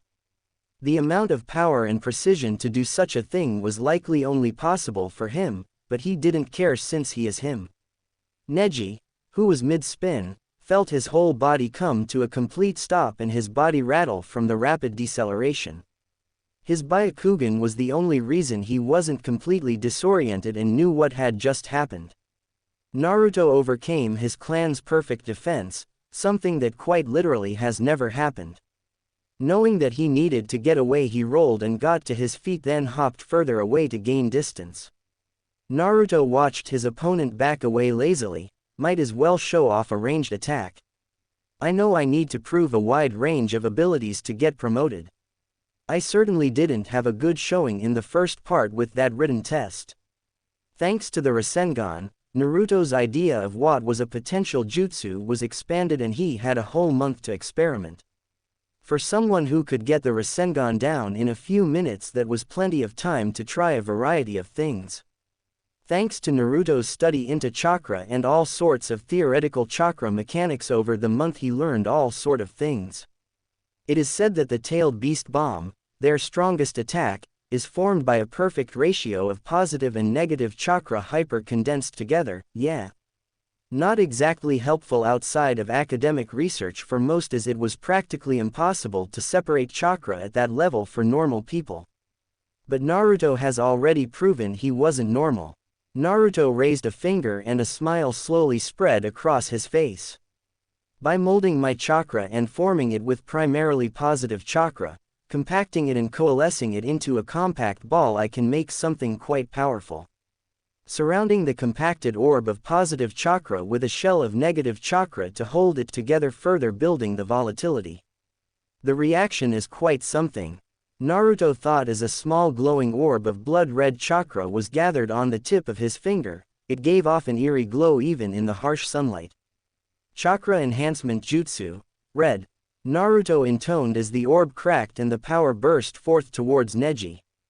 The shockwave from the attack was so powerful that those in the crowd were unable to move in their seats as the force pushed them further into the chairs. Genma flashed away from the arena to a position behind Naruto to escape, while Neji, who was the target of the attack, could only try and use rotation with all his power. "Father!" shouted Hanabi in shock as she tried to cover her face from the wind. She had been on the edge of her seat as her cousin was mercilessly beaten down by the blonde. Now she was actually scared for herself. Hiyashi grit his teeth tightly, in both anger and fear, as his Byakugan showed him just how terrible this attack from Naruto was and how close it came to obliterating Neji. It was only thanks to Neji pushing every drop of chakra into a desperate rotation that he was still alive and not a stain on the arena wall. He felt even more anger when he saw the clear amusement on Naruto's face as he lazily watched the fallout from his attack. It was bad enough that the brat effortlessly overcame their rotation in the first place. Now he was displaying jutsu strong enough to be classified as A class on a whim. That boy was no genin. "It's over, no one is injured." Hanabi settled down. He commanded. Sakura had thought she couldn't be surprised by Naruto anymore, but then he blew up half the arena and she had to shield herself from the debris as dust and dirt flew everywhere. Next to her, Ino, Choji, Kiba and Hinata were doing the same. Guy grimaced as he watched the jutsu die down. Next to him, Lee and Tenten shouted in worry for Neji. He'd never seen that jutsu before nor anything really like it, so he'd assumed that it was either an ability granted to him by his eyes, or he created it himself with the help of his eyes. Likely an A- class jutsu in pure destructive capability as well as chakra consumption. If he weren't so confident in Neji's rotation, he too would have feared for his student's life. Just what was Naruto thinking, firing something of that magnitude off at a comrade? "Wow, that was way stronger than I was expecting," laughed Naruto as he stared at the fallout of the jutsu. There was a large trench gouged into the earth in front of him all the way to the wall. The leaves on all the trees in the direction of the attack were blasted off and all the grass was torn up. In front of the wall, Neji was heavily panting inside a small circle where his rotation protected him from the blast. The wall itself had a large crater at the center with a large web of cracks spreading out dozens of meters. I didn't put my all into that, I could have made it much stronger. If I were to estimate, I'd say that was about 40% of the power I could safely put into red at this moment. I had a feeling that Neji would have been able to block that much with the remaining chakra in his system and his skill with rotation. Hopefully we both look good enough to pass with that. Naruto pushed his glasses back into place and walked over to Neji with a happy little skip. Neji, that was a good fight, but I win, he declared with a grin and a thumbs up. Hey, oral fixation, call the match, he's out of juice. Naruto yelled to Genma, who had been following behind him towards Neji. His eye twitched at the name, but he didn't disagree with the blonde and called the match in his favor. Naruto soaked up the attention of the crowd, feeling all sorts of things from all the people watching, such as admiration, excitement, unease, and fear. But what won out was excitement as they roared with approval at the match they just got to watch. Instead of going to where the rest of the competitors were, Naruto shot up to the roof of the left building that overlooked the Chunin exams arena. The rightmost building was where the dignitaries sat, as it was the one with the most shade from the sun. The center were where the Hokage and Kazekage sat with their guard, and the left building were where everyone else sat. On the roof of the left building, sitting by himself, was Jiraiya, sipping on a bit of sake as he lounged under an umbrella to shade himself from the harsh sun. He acknowledged Naruto with a nod. Old man Jiraiya greeted Naruto with a grin. What did you think? I tried to make it look as good as possible for both of us to get promoted. Jiraiya hummed as he poured more sake into a saucer. I think you may have drawn it out a bit too long, but no one will hold that against you for making it more of a show in this context. After all, excitement equals more business for the village. He explained, then took another sip of sake. I would say that both of you have a very good chance of promotion. Neji didn't get to show off much strategy since he couldn't really do all that much against you. Again, I don't think Sensei will hold it against him. I made him very aware of how strong you are. Naruto chuckled hearing that and leaned back onto his elbows next to Jiraiya. Oh yeah? Naruto asked lightly. He'd be very curious about that conversation. Jiraiya flicked Naruto on the head. I'm not adding to that ego by telling you that. You think well enough of yourself already, brat, he said with a twitching eye. Jiraiya's attention was drawn back to the arena floor. I believe even within the first few moments of this match the Nara has shown strategic thinking on par with any Chunin. He'll most likely be promoted, Jiraiya said with an impressed look on his face. Naruto gazed down at the match. The Wind Girl was pretty good and Shikamaru was managing to stay a couple steps ahead, keeping him in the fight despite his lack of offensive power. His shadow manipulation could be far better, Naruto commented lightly while looking at the shadow stretching across the ground speeding towards the Wind Girl. He has a far better grasp on it than his ability would suggest. It's like he's putting barely any effort into commanding the shadow. Then he tilted his head thoughtfully. You know what? That's pretty on brand for Shikamaru now that I'm thinking about it. Jiraiya snorted in amusement. Yeah, he's the Jonin commander Shikaku's son. That man wouldn't get out of bed if his wife wasn't there to nag him, he said with a laugh. Not surprised his son has a general lack of urgency at this age. Shikamaru's dad is that important, huh? Naruto said in wonder. He was aware that his father was the clan head of the Nara clan, but he didn't know he also held a position of importance of that level. Yeah, Shikaku Nara, he's one of the most brilliant minds to ever grace the village. In terms of pure strategic thinking he's likely the best, responded Jiraiya. Naruto turned to him curiously. Even better than old man Hokage, you and Kakashi-sensei.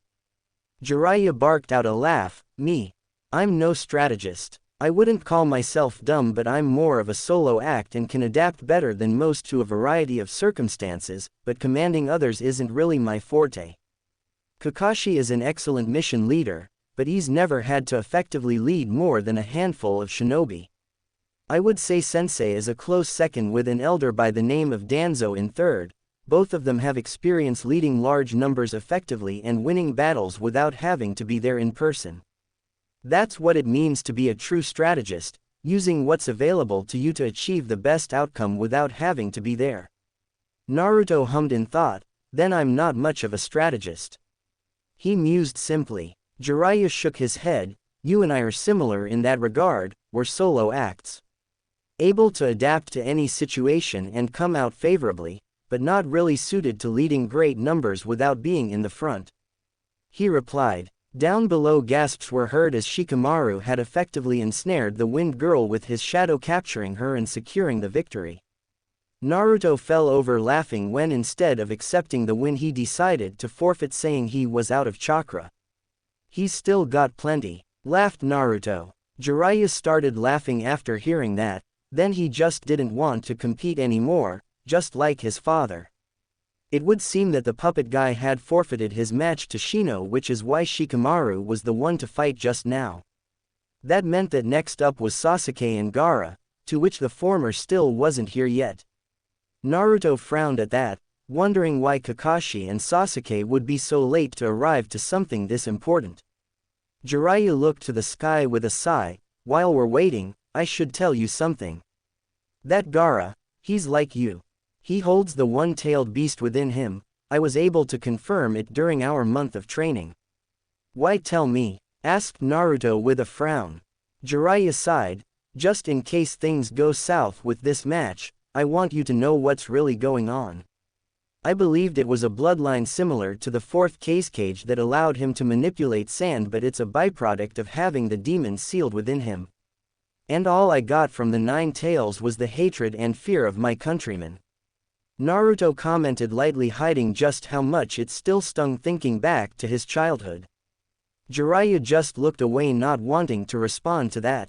Down below, the crowd was growing restless at having to wait for Sasuke to show up for the exams to continue. Naruto frowned as a thought occurred to him. His brain processing information is speeds unrivaled by anyone thanks to the 6 eyes. Why do you think puppet guy surrendered without a fight? Naruto asked suddenly. It doesn't make sense, right? Sure, it's not a terribly great match-up for him, but he's still trying to be promoted here. Jiraiya looked over at him with a frown. Who knows, I've long given up trying to understand greenhorns. He said offhandedly. Naruto sat forward and leaned over his crisscrossed legs with a frown. Or, would it make sense to not want to show off his puppets in front of so many people? He mused. Exactly. He likely doesn't want to show his hand to everyone here. Replied Jiraiya with a disinterested hand wave. Naruto rubbed his chin in thought. I suppose, but do you think he has some sort of ulterior motive for the exam? Wondered Naruto. The puppet kid? Jiraiya asked incredulously while pointing in the direction of said person lamely. Naruto glared at him. I see what you mean. You really aren't a great strategist, no. I mean the sand ninja. He is one of them if you haven't noticed. Naruto explained with an eye roll. Jiraiya frowned and turned his attention to his sensei as he sat speaking to the cage in their booth. There wasn't much to how they were interacting, and the cage had his face coverings on, so he wasn't really sure what was going on. Though he doubted it was much fun over there. Rasa isn't the type to wage war with the only ally he has. He said lowly, his tone becoming thoughtful. I don't think the Sand Village is in any place to wage war. They aren't exactly at full power these days. Naruto shrugged. If there was one thing he was still pretty ignorant about, it was the current situation of the world at large. His last month of learning helped him with the general information but not the latest stuff. With that in mind, he decided to defer to Jiraiya and lean back on his elbows. Still pretty odd, ya know. Genma was at the end of his rope. Between the constant stream of displeasure aimed at him from the crowd and the arguing from the shinobi side on whether or not to disqualify Sasuke Uchiha or not, he was about to decide himself and take the punishment. Somehow, as the face to the finals to the crowd, he was getting the feeling that they thought he was the person at fault here. Gaara was already standing at the ready, His gourd full of sand was already open and around him was a thin wispy cloud of sand that didn't really justify the danger of the boy's jutsu. He hoped that whoever faced him was up to the challenge, or they just had Naruto fight him, would likely settle it without much issue. Genma, we have given him as much time as possible, you may move on. Genma sighed as orders from up top came into his earpiece. Seems even the last Uchiha didn't have an infinitely long rope. Right as he was about to speak, a burst of smoke exploded next to him. The crowd gasped while he rolled his eye. This had Kakashi written all over it. The smoke cleared to show Kakashi standing in the same laid-back manner while Sasuke was clearly ready to fight. Curiously, Sasuke's attire had changed into an all-black jumpsuit with white bandages around his left arm. Maybe Team 7 had a joint shopping trip to get new looks. I really hope we're not too late, Kakashi asked worriedly with a nervous smile. Sasuke next to him bristled but didn't talk. Genma shook his head with an amused smile. Right on time, I was about to disqualify you, he replied. The usually stoic Uchiha had a small smile on his face hearing he was still in it. Before anyone could add anything else, Naruto appeared next to them with a wave. Yo, you're late, ya bastard, laughed Naruto as he moved forward. I was sure that Kakashi-sensei's lateness rubbed off on you. The man in question let out an awkward chuckle while he rubbed his neck. Sasuke stared at him for a moment then smirked. You won, right? Of course. Good. I'm excited to fight you. Kakashi walked forward and patted Naruto on the head. Interesting new look, Naruto. Congratulations on winning, although I can't say I'm surprised, he said offhandedly. Naruto smiled at his sensei before turning over to Gaara. Hey, Sandboy, I hope you give Sasuke a good challenge. Good luck you two, put on a good show, he cheered before shooting off away from the arena grounds. Kakashi nodded to Sasuke. Good luck, and remember what I told you, he said seriously with a look that he didn't let up until Sasuke nodded in return. Then he left in a swirl of leaves to the stands. Genma looked between the two genin with a small feeling of unease directed towards Gaara. The guy just gave off creepy vibes. His right hand slashed through the air. Begin. Naruto landed up with Jiraiya and retook his position under the umbrella with a content smile. Sasuke became strong, he said suddenly. The movement of his chakra and the density of it has improved drastically from what it was last I saw him a month ago. Kakashi isn't one to train in half measures, Jiraiya responded. He may seem lazy, but when he gets serious there are few that train as hard as he does. Just getting him to that point lately is tough from what I hear. Naruto snorted. Yeah, the guy didn't exactly train us into the ground. Down below, the fight began with Sasuke shooting forward at far faster speeds than what he was capable up before. To most he was a blur that was shooting in and out of Gaara's range to pepper him with testing blows. Sasuke tried all avenues of attack, shuriken, kunai, punches and kicks, and as he expected none of them broke through the sand. Gaara soon went on the offense and sent forward a wave of sand that Sasuke had speed away from with a body flicker lest he be crushed. As soon as Sasuke stopped moving, he shot a titanic fireball forward towards Gaara. Even in the stand they felt the terrible heat of the fire jutsu as it neared Gaara. As expected, sand rushed to block the fire, and when contact was made there was a large explosion that blasted away all the loose debris in the immediate area. Sasuke's jutsu are stronger thanks to his improved chakra and control over it, commented Naruto. Jiraiya hummed. He'll need more than speed. Lee in the preliminaries was faster and that didn't win him the match, he said seriously as he watched the young Uchiha battle with Gaara. Sasuke flipped away from sand until he was halfway up the wall of the arena. He looked down at Gaara with a frown. Nothing he did was able to really get through, and now Gaara had locked himself behind a dome of sand that he wasn't getting through with brute strength. Knowing this was the scenario he prepared for, he started flashing through seals. Oh, Naruto said lightly as the sounds of thousands of chirping birds filled the arena. Interesting, that should do it. Curious jutsu to teach a genin. Jiraiya commented lightly with a frown but didn't add more. Sakura gasped as she saw the familiar lightning jutsu, then turned to Kakashi. "You taught him that jutsu from the bridge?" she shouted in shock. Kakashi's eye smiled at her. It was the best way for him to penetrate the defense of Gaara. "Sasuke and I are quite similar too, since we both share a lightning affinity and possess the Sharingan. It felt right teaching it to him," he said while watching Sasuke charge forward at ludicrous speeds towards Gaara. Lee in the seats next to them looked down with a frown. "It took a genius like Sasuke a month to catch up to my speeds," he whispered to himself. Guy narrowed his eyes at Kakashi as he stood to his feet. "After you gave me trouble for passing on the 8 gates formation. I didn't teach a genin an assassination jutsu," he reprimanded Kakashi at the hypocrisy. Kakashi only narrowed his eyes in response as he continued to observe the fight. "I only really have one shot here. Need to make sure I make it count," Sasuke mentally screamed as he blitzed forward with lightning speeds and slammed his Chidori into the sand dome, causing a wave of lightning to blast out in a dome around the point of impact. The world froze for a moment before a terrible scream erupted from the sand dome. "My blood! This is my blood!" screamed Gaara as shock and pain overtook his mind. The sand dome exploded outward with spikes that forced Sasuke to jump away from. With his Sharingan he noticed that there was a strange thick chakra spreading outwards from the sand as the screams grew in volume. Then everything went to hell. Naruto looked down at Gaara with his glasses held in his hands, completely exposing his glowing eyes. The 6 eyes told him what was happening with perfect clarity. "He's leaking tailed beast chakra at very high levels," commented Naruto with a frown before he noticed a wave of chakra cover the entire arena all the way to him, making him feel drowsy for a moment.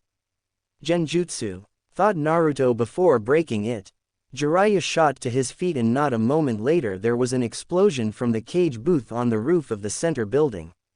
"Maybe you were right," shouted Jiraiya before jumping off, but not before calling out to Naruto, "Deal with Gaara."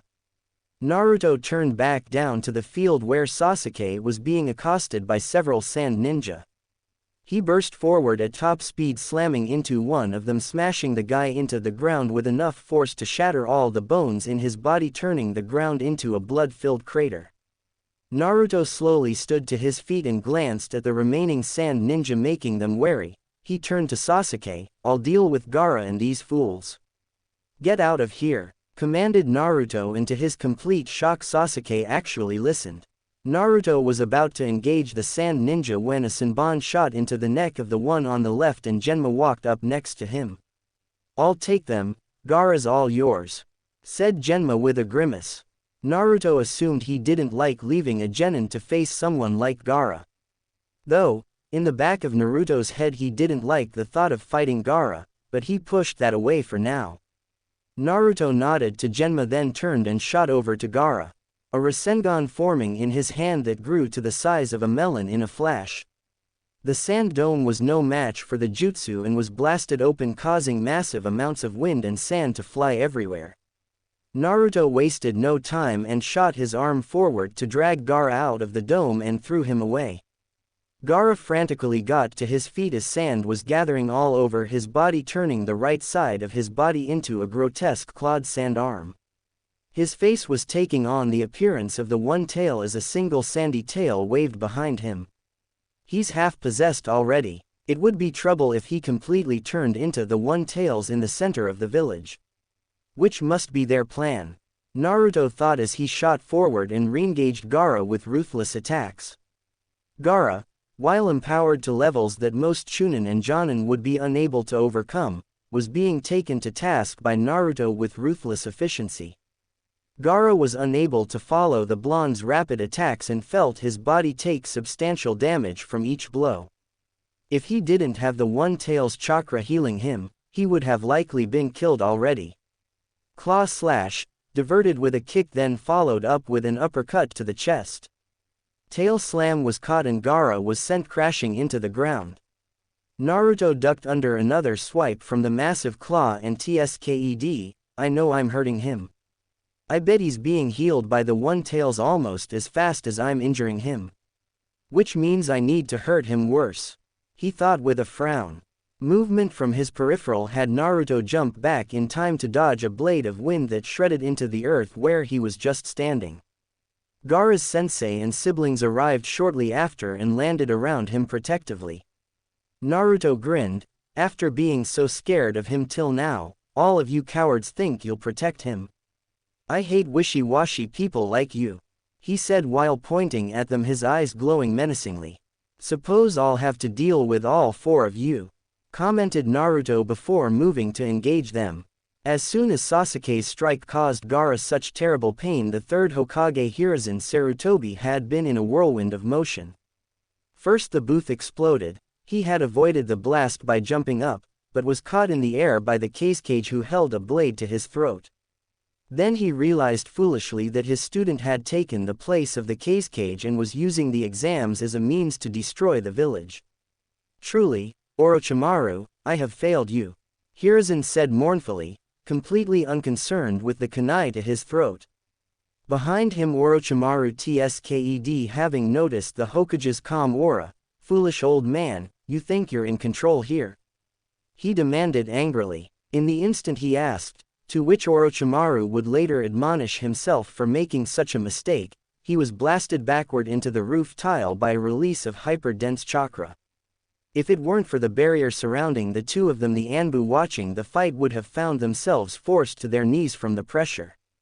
The third Hokage of the Leaf, Hiruzen Sarutobi, the professor and proclaimed god of shinobi, had activated the full weight of his chakra for the first time since the Nine Tails had rampaged through the village. Orochimaru shot to his feet and grit his teeth. Surely you don't think a showing such as this would intimidate me?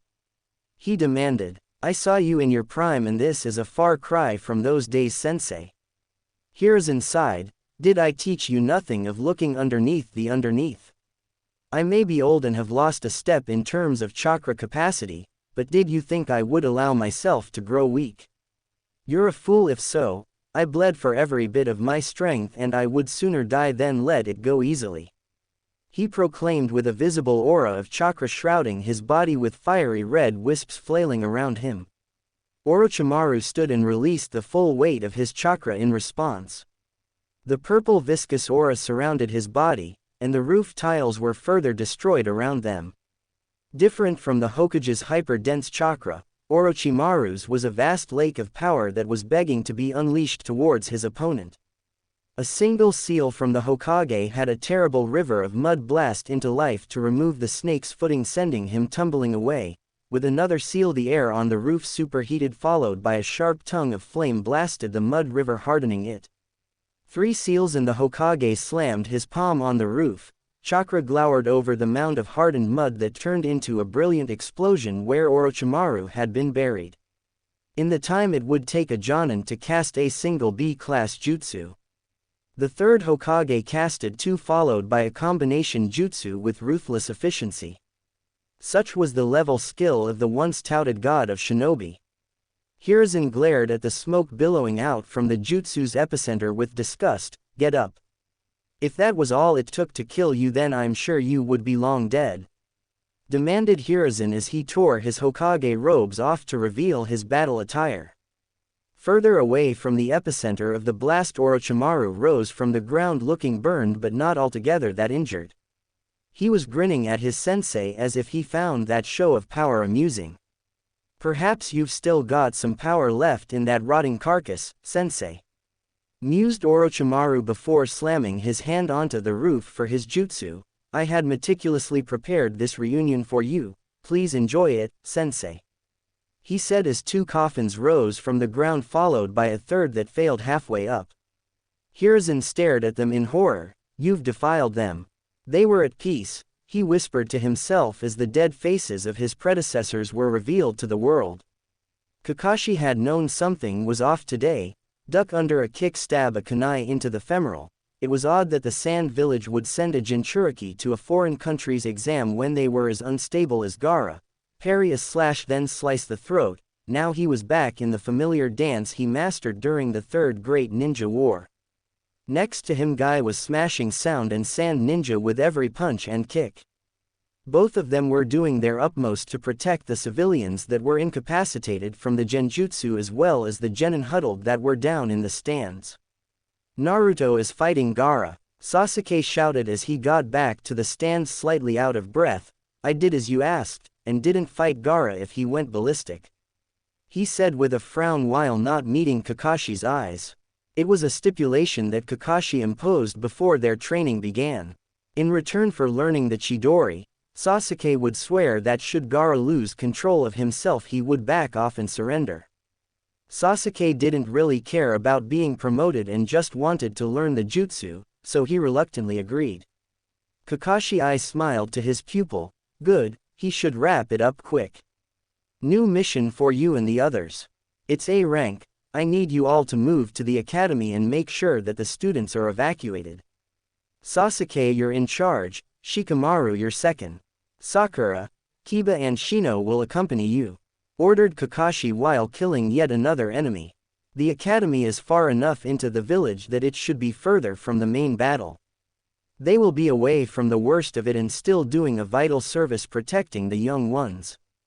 That being said, there is no guarantee they all survive this, thought Kakashi grimly. He hated that his students were being put into a situation such as this, but it was the life of a ninja. He was doing the best he could to put them into a favorable situation. Sasuke stared at his sensei for a moment before giving him a nod, then he turned to the others. Let's go, he ordered before jumping off, Shikamaru following him with incredible reluctance, while the others hurried to keep up. Guy looked to Lee and Tenten. Keep close, Lee, form a perimeter around the civilians and stop any who get past me and Kakashi. Tenten, long-range support, he ordered seriously, a far cry from his usual joyful personality. The two in question shot into action, showing their experience as genin. Kakashi put his back to Guy as Sound Ninja moved to surround them. This could get a bit difficult with all the civilians around. Be sure not to send them into the stands when you send them flying, Guy. It will be tough, but we can do it, Kakashi, Guy said firmly as he lowered his stance while staring at the ninja in front of him. An instant later and both shot into action, cutting and smashing their way through all the enemies. Naruto chuckled as he diverted a massive claw of sand into the ground, then kicked off it directly into a puppet. He flooded his body and arms with chakra as he crashed into it, causing the puppet to be crushed under him in multiple pieces. In the distance, the puppet boy himself was smashed into the ground by his shadow clone. Naruto didn't have time to take in the victory as Gaara shot a blast of wind and sand pellets that he was forced to avoid. The area he and the puppet had been was shredded by the attack. Naruto decided that the next problem to deal with now that the poisonous puppet was gone was the Jonin. He had been a nuisance with his attacks and hit-and-run maneuvers. Seemed none of these sand ninja were too keen to trade strikes with him. The Jonin was keeping his distance to fire off wind blades that would cut him in half had they landed. So Naruto turned and went after Wind Girl, who was peppering him with powerful gusts to take him off balance. Her eyes widened, and she moved to run, but he caught up to her before she could take a second step. Naruto kicked her in the stomach, uppercut her falling head, grabbed her arm that was reflexively sent out to restore her falling balance, took it and turned, then twisted it behind her back. Ruthless excitement filled him for the first time as he went to snap her arm. The girl let out a silent scream as he applied more and more pressure to the arm. And there he is, Naruto thought, as an arm shrouded in wind was slashed at his neck from his right side. While the Jonin wouldn't rush to Gaara's defense, Naruto assumed that he would for the other two if he were going to kill them. And he was just proven right. Naruto's arm lashed out at blinding speeds, and with chakra coated and hardened around his hand to protect him from the wind blade, he grabbed the Jonin's wrist. The shock on the Jonin's visible eye showed that he realized his mistake by rushing in. Naruto's face split into a grin and his 6 eyes glowed brighter. Baki, the Sand Jonin, was pulled forward by Naruto, and as he went to protect his face from the incoming punch, his stomach was kicked with force enough to cause him to vomit blood. Naruto didn't stop and released the wrist he was holding on to, then did a roundhouse kick into Baki's face as he was leaned over from the first kick. This isn't a very strong jutsu, but it should be enough in his current condition, thought Naruto as he pointed at Baki's body that was sent flying. Naruto formed a small spinning orb that was barely bigger than his finger. It was a mini Rasengan. While lower in power, it allowed Naruto to do something a bit different. He formed a protective coating of chakra, then blasted it forward similar to his red jutsu. Chakra technique. Sinister spiraling shot. The flying Rasengan shot formed on Naruto's finger and shot towards Baki before he even landed from Naruto's roundhouse kick.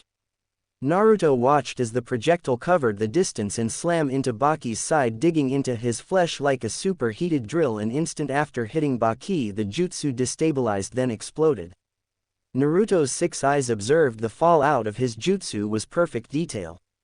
The jutsu didn't have the raw power of a Rasengan even by half, but it was incredibly fast to make and fire, so it was more than worth it. Baki was completely taken out of the fight, quickly losing consciousness from the pain and injuries. Barely 2 minutes after joining the battle, Baki, Temari, and Kankuro were taken out. Naruto turned to Gaara, who was forming hand seals, seemingly unaffected by the defeat of his sensei and siblings. "You're pretty cold-blooded, Gaara," mused Naruto lightly. He gestured to the 3 sand ninja. "Don't mind that your family and sensei were taken down, even a little bit?" he asked. "I care for nothing but giving mother your blood."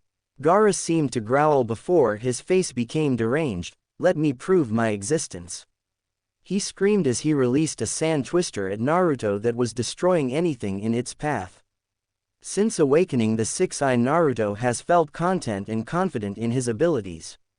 He had an awareness of the world and chakra that filled him with a sense of self-assurance that he didn't really feel anything but amused by the people he came up against in the exams. For the first time since awakening his six-eye, Naruto has felt something other than amusement while fighting someone. He wasn't scared, not in the slightest. No, he felt sad. Because Gaara shared a burden with him, they both held a beast within them, and neither of them asked for it. He wasn't dumb, well, not anymore. He knew now that people like him were treated like trash everywhere. They were feared and loathed for the burden they carried. Gaara was like him, similar ages and likely similar upbringings, but both arrived at different conclusions. Naruto had the Ichiraku family reach their hand out that night. That cold storming night when he was so very hungry, cold and lonely. Then old man Hokage came into his life, then Iruka, then Kakashi and his teammates. Naruto held out long enough to find hands reaching out, offering him warmth and hope for a better life.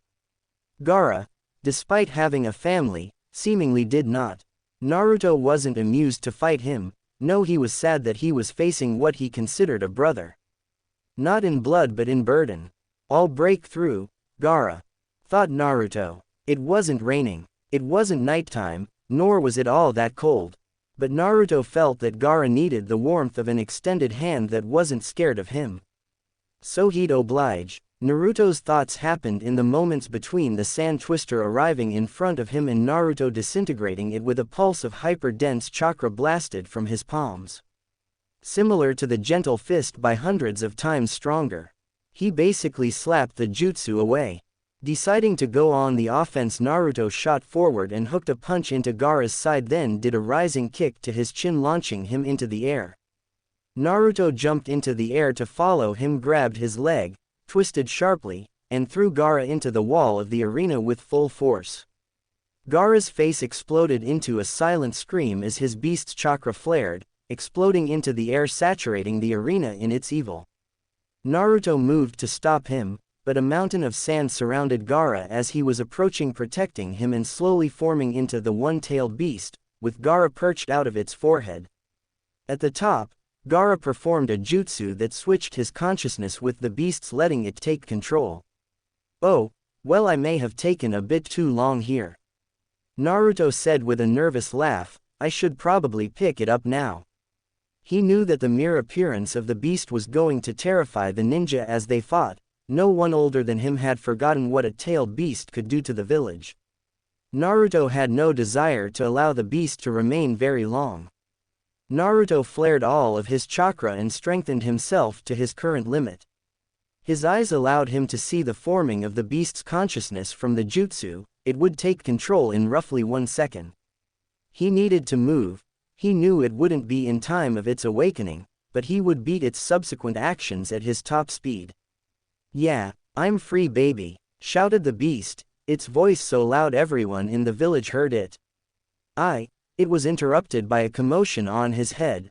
Naruto landed in front of Gaara in a flash. The sand from his path running up the beast exploded from the force of his steps. He didn't hesitate as he noticed the sand was forming tentacles around Gaara to stop him from hitting its host. Naruto's fist impacted Gaara's forehead ruthlessly, waking him from this jutsu, destabilizing the fully realized beast's chakra. "No!" screamed the One-Tails as it tried to fight Gaara's returning consciousness but was failing rapidly. Every leaf ninja in the village breathed a sigh of relief as the One-Tails was sent away as fast as it arrived. The only damage it caused was from its forming along the walls of the arena. Gaara woke as he was falling and stared at Naruto in horror. "No, no, no, no. I won't let you take it away. I won't let you destroy my existence," he shouted in terror. He was trying to call for his sand but found he was out of strength. Naruto landed on his feet as Gaara fell on his front, hitting the ground roughly. Naruto walked forward and sat down crisscross in front of him with a frown. How are you so strong?" Gaara asked in a broken voice. Naruto's eyes, that usually glowed with unimaginable power, were dull with sadness. As much as he enjoyed fighting and beating people, he found no joy from this victory. "It's unbearable, right?" asked Naruto with a frown. "Being alone, I know the feeling well. I was spat on, kicked, and hated for the beast within me. I was alone, and in the silence of my solitude I hated them. I hated everything. I wanted to crush them, to get back at them for treating me this way when I didn't even know why. Perhaps even a part of me still resents them," mused Naruto as the sounds of the battle sounded in the distance. Gaara listened on, enraptured by his words. "But I was saved, by my friends. By those who I now hold precious to me above all else, even myself." Gaara's eyes showed his shock at those words. "It is for them that I fight so hard. I won't ever lose, and I won't ever let anything happen to them. If you or anyone else tries to harm them, I'll kill you," Naruto said with a fierce glare that shook Gaara to his core. Suddenly between Gaara and Naruto appeared 3 sets of feet. Naruto looked up to see a heavily exhausted and injured Team Baki standing in front of Gaara, warily but fully committed to protecting the downed boy. Naruto looked at them for a moment before he smiled. "I see," he said lightly as he noticed that in their eyes were no longer filled with wariness or fear of Gaara. No, in the 2 siblings there was nothing but worry and fear for him. Baki was similarly worried, like Kakashi was for them when he stood off against Zabuza.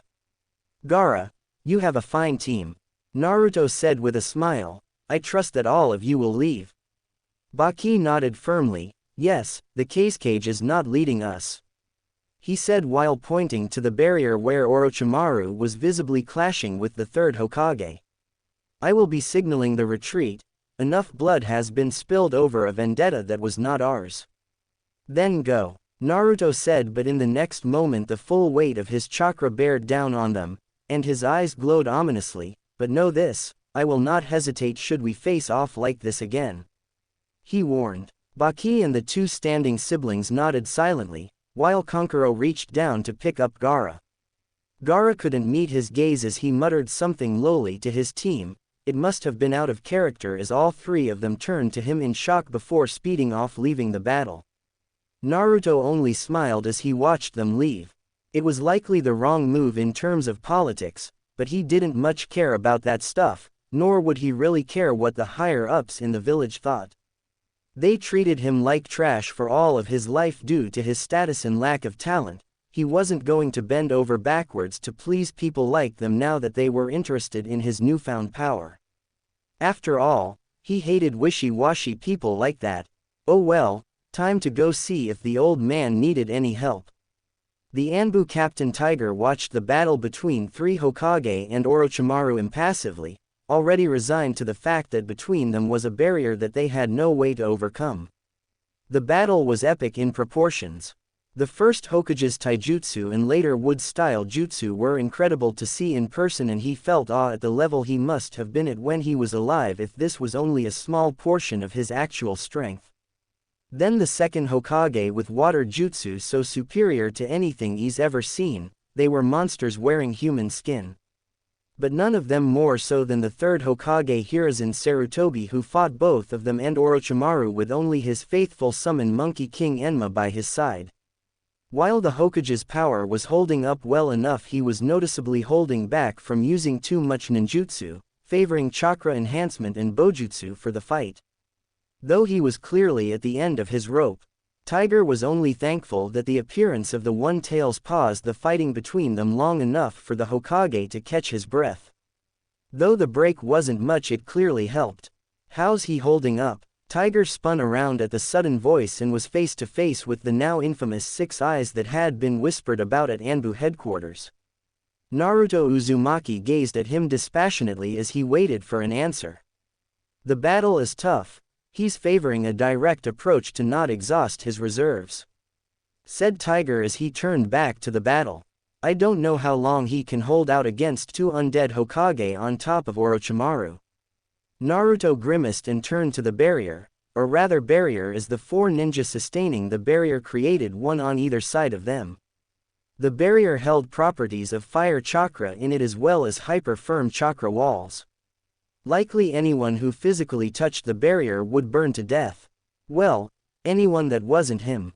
Naruto's Six Eyes allow him to perceive and understand chakra at a level that he could do things others only imagined. He was able to completely remove his elemental affinity from his chakra and master the highest form of shape manipulation in minutes.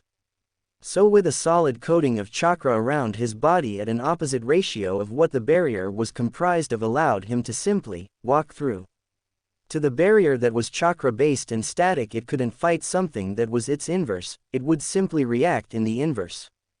So instead of a fire barrier, Naruto was faced with an opening that molded around him like water as he passed through it. The four ninjas sustaining the barrier had to grit their teeth to fight the shock that was threatening to destabilize the barrier from his actions. Naruto stayed away from the fighting for now, waiting for his opening. It was a very fast-paced battle for now. Orochimaru was hanging back while the first and second Hokage were trying to bind the third. Right as the old man burned away the approaching tree roots, Naruto shot forward and nailed the second with a kick that launched him out of the recently made forest and moved to stand by the Hokage. "Looked like you needed help, old man," Naruto said with a grin. "These two aren't going to die or go away till Orochimaru releases the jutsu.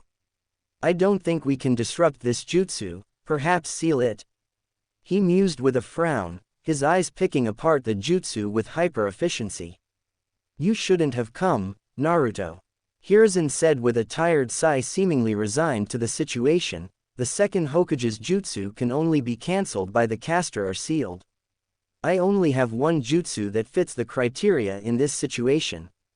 Naruto turned to look at him. "What's the plan, old man?" he asked. Hiruzen glanced at him before gripping his staff firmly. "You will stay back and provide support at range and nothing else."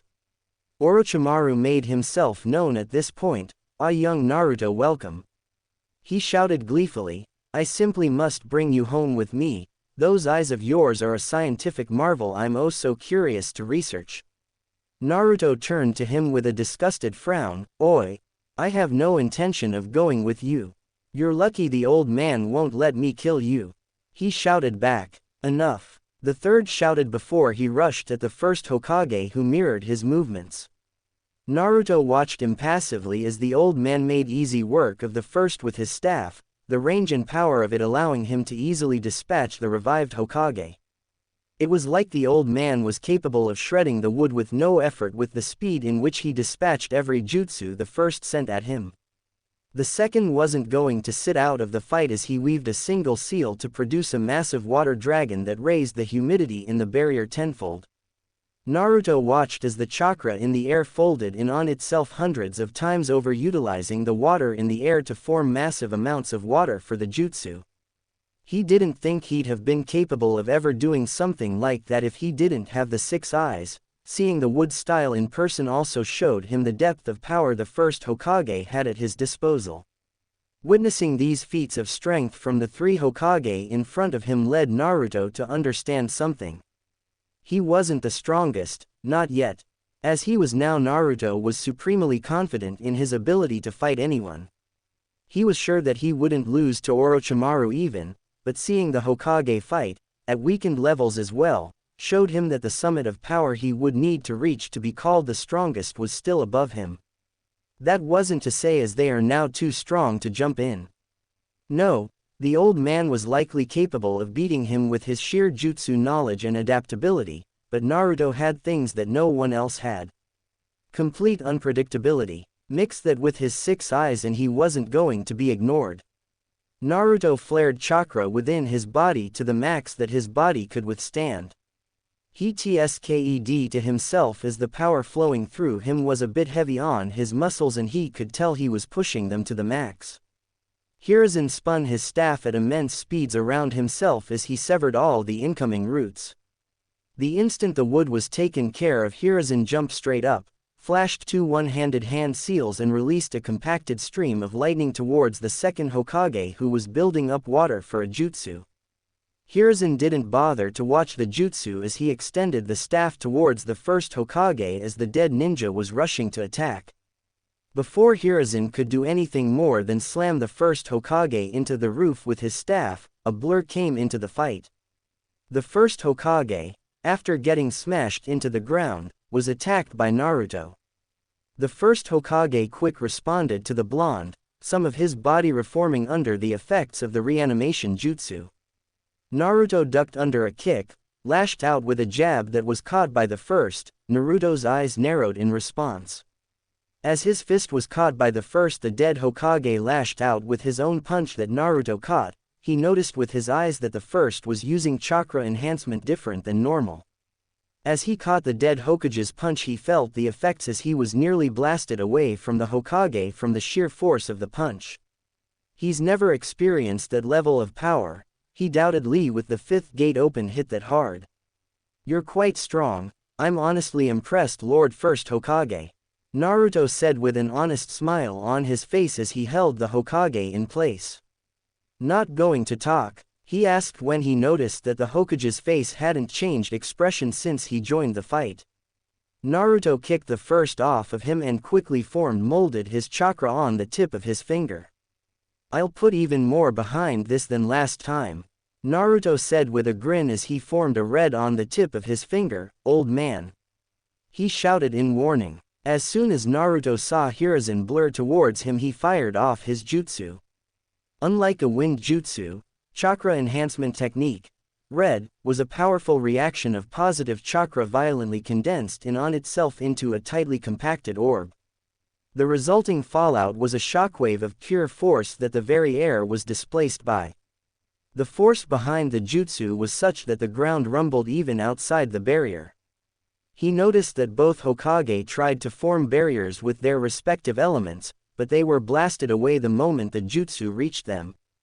Naruto lowered his arm with a grin. Well, that was fun. He cheered with a grin as he turned to the third, but I don't think it really matters till we deal with Orochimaru. My predecessors were sent into the barrier completely burning their bodies away. The rate of the regeneration will have them returned in less than 2 minutes. Informed Hiruzen as he formed a set of seals with speed that Naruto would have never comprehended without his 6 eyes. I want you to engage Orochimaru, the third said with deep reluctance on his face. Your speed and strength is at a level that he won't be able to ignore you. However, I will move in as soon as this jutsu is ready. When that time comes, get out of the way. Naruto turned to the old man and stared at him for a moment. The chakra swirling inside of him was a mixture of so many different elemental ratios that he was genuinely curious as the outcome. But the power in the jutsu he was building showed the old man's resolve to finish off his former student, so Naruto could only nod with a happy smile. As Orochimaru was shaking off the disorientation of the red attack, he barely noticed a blue blur coming at him. Naruto slammed a ruthless kick into the snake's ribs that stole his breath. A two-punch combo followed the kick at top speed. Knowing he needed distance, Orochimaru lashed out with a dozen snakes from his arm and jumped back. Naruto tore the incoming snakes apart with his bare hands, laced and coated with chakra, and moved to reclose the distance. Orochimaru smirked, then regurgitated a sword. Naruto's face grew with disgust as he flew towards Orochimaru. Who keeps a sword inside them? I knew you were a freak, he said with wide eyes. Ever heard of seals? You can keep all sorts of things inside them. Like a sword, and it's way less crazy than swallowing it. Wait, you're a sword swallower, aren't you? I can't say I'm surprised, and this explains your interest in Sasuke. Enough, screamed Orochimaru as he swiped his sword in a wide arc. Naruto's six eyes noticed the chakra flowing through the blade, causing it to grow. He was aware of the sword's ability before it was able to grow 5 millimeters, such was the processing speed of his eyes. To those watched, the blade grew nearly in an instant as Orochimaru went to bisect Naruto. The Anbu held their breath as Naruto was midair while the swipe came for him, and they didn't see a way to avoid the attack. Behind them, molding chakra at a furious pace, the third Hokage grit his teeth at seeing. He's got me with this timing.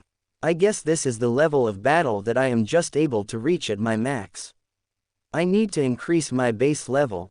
This is the max my muscles can be enhanced without shredding them. Oh well, getting thrashed by Jiraiya more than made that clear. I guess I have to use it even though it's not totally ready, thought Naruto as he watched the elongated blade cut through the distance towards his neck. In the month before the finals, Naruto's training consisted of him learning all that he missed out on during the academy and as much as he could about chakra in the remaining time. Naruto's attention span during his academy time made it hard for him to sit and read or listen to his teachers. This made it hard for him to properly understand what he was seeing with the six eyes. It didn't take long to go through everything he missed and ignored. From there he pushed to learn the basics of elemental chakras, shape, form, barriers, positive and negative principles, and final time and space jutsu. Naruto was able to form and manipulate theoretical chakras due to his perfect perception, control and understanding of chakra with the six eyes. Red came from manipulating pure positive chakra. Blue, a jutsu he hasn't totally finished, was the inverse. Time and space jutsu, which from what he was understanding were basically teleportation and wormhole jutsu as they were now, were the highest level of ninjutsu and sealing jutsu. However, Naruto thought of separating time and space jutsu for a technique.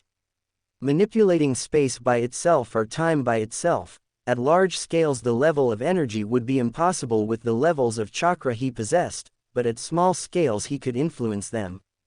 So he created a defensive jutsu, more of a barrier in than anything else, but the chakra that formed it was in fact time in nature.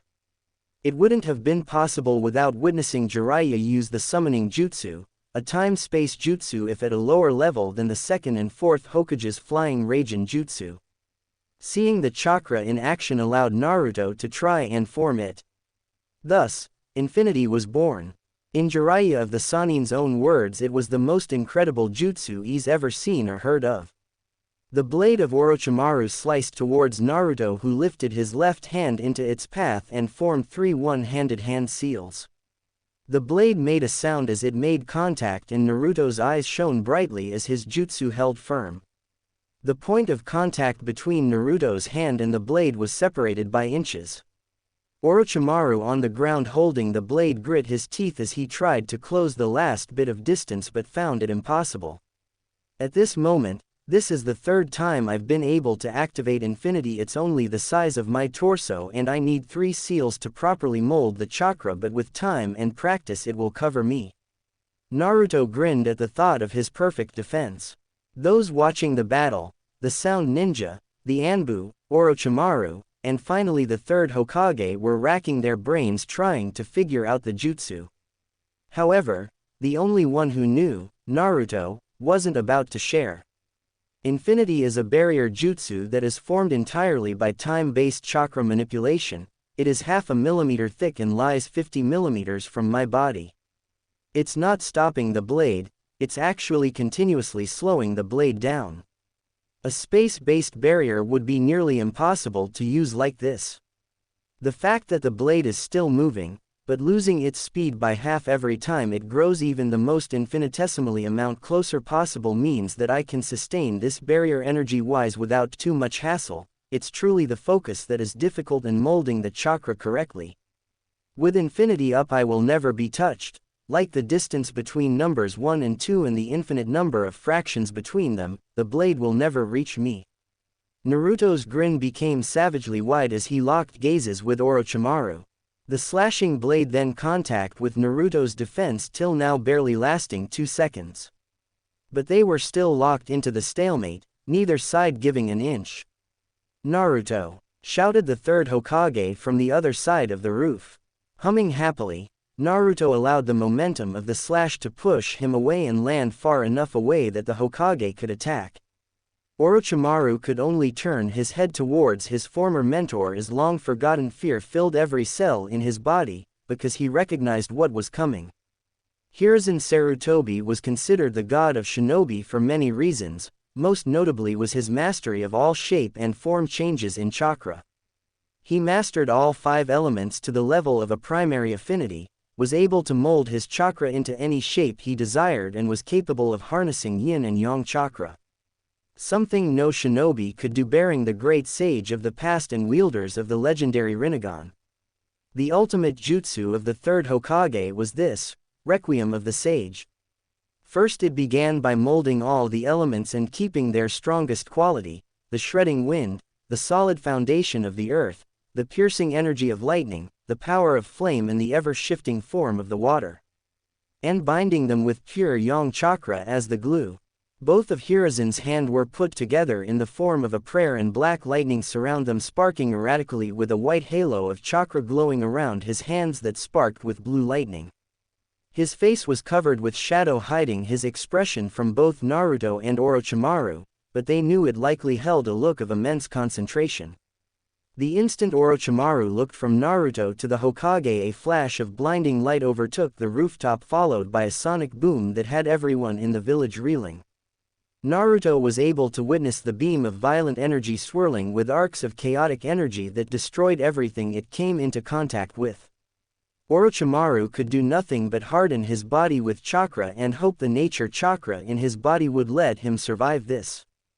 The twin barriers keeping the 3 of them inside the rooftop was torn through as if it was paper, and the beam continued until it impacted a building across the street, blowing it sky high. The ninjas standing atop the building were torn to shreds, leaving only dust in their wake, and the building itself was only rubble. Naruto could only say that he had never been as impressed as he was right now. He turned back to the Hokage and audibly gasped. The old man's coils were all burned, his body was quivering, and he had a look of utter exhaustion on his face. Naruto rushed over, barely beating the Anbu who were now able to join them, and caught the Hokage before he could fall to the ground. He needs emergency medical attention, all of his chakra coils are severely burned. Shouted Naruto to the Anbu. One with green hair moved forward and began trying to heal the Hokage. Naruto turned to where Orochimaru was before the attack and frowned. There was nothing left of the area, and if Orochimaru lived or died they wouldn't be able to confirm it. However, there were 2 things that were there that Naruto could confirm.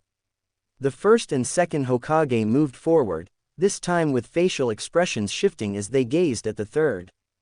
Naruto didn't feel any danger from them like before, but stood at the ready. The first noticed this and smiled at him gently. "Please, young ninja, do not worry, we are not long for this world. The jutsu controlling us is breaking and we will soon be free." He reassured. "Oh Sarutobi, you have more than surpassed me," he said with a fond smile on his face. The second Hokage kneeled to get a closer look. "I believe he will survive, however his future ability to wield chakra is unknown. Find a replacement monkey, you've more than earned your rest," he commanded firmly, but his eyes held a softness that only a proud teacher could have. "The old man will be fine, I'll make sure of it," declared Naruto with a fist held up in determination. "If we can't heal him here, Then I'll find someone who can, I swear it. The brothers smiled fondly at the boy, the second looking at him closer. You have an interesting ocular ability. What is your name? He asked. My name is Naruto Uzumaki, wielder of the 6 eyes, and I'm going to be the strongest Hokage of them all. Naruto said while wearing a smile of supreme confidence. Both Hokage's figures began to crumble apart, and their soul broke away and started flying up into the air. They looked out at the remaining skirmishes throughout the village, the sand having left under Baki's command and most of the sound defeated and retreating. Both of them knew today was hard and filled with loss, but felt pride in the village they built and died for remaining strong so long after their passing. Then they looked down at the young Uzumaki who was watching them leave with his otherworldly eyes, and they knew that the future of the village would rest with him. Crazy as it may seem, they didn't feel all that hesitant leaving the future of their village to a young boy like Naruto.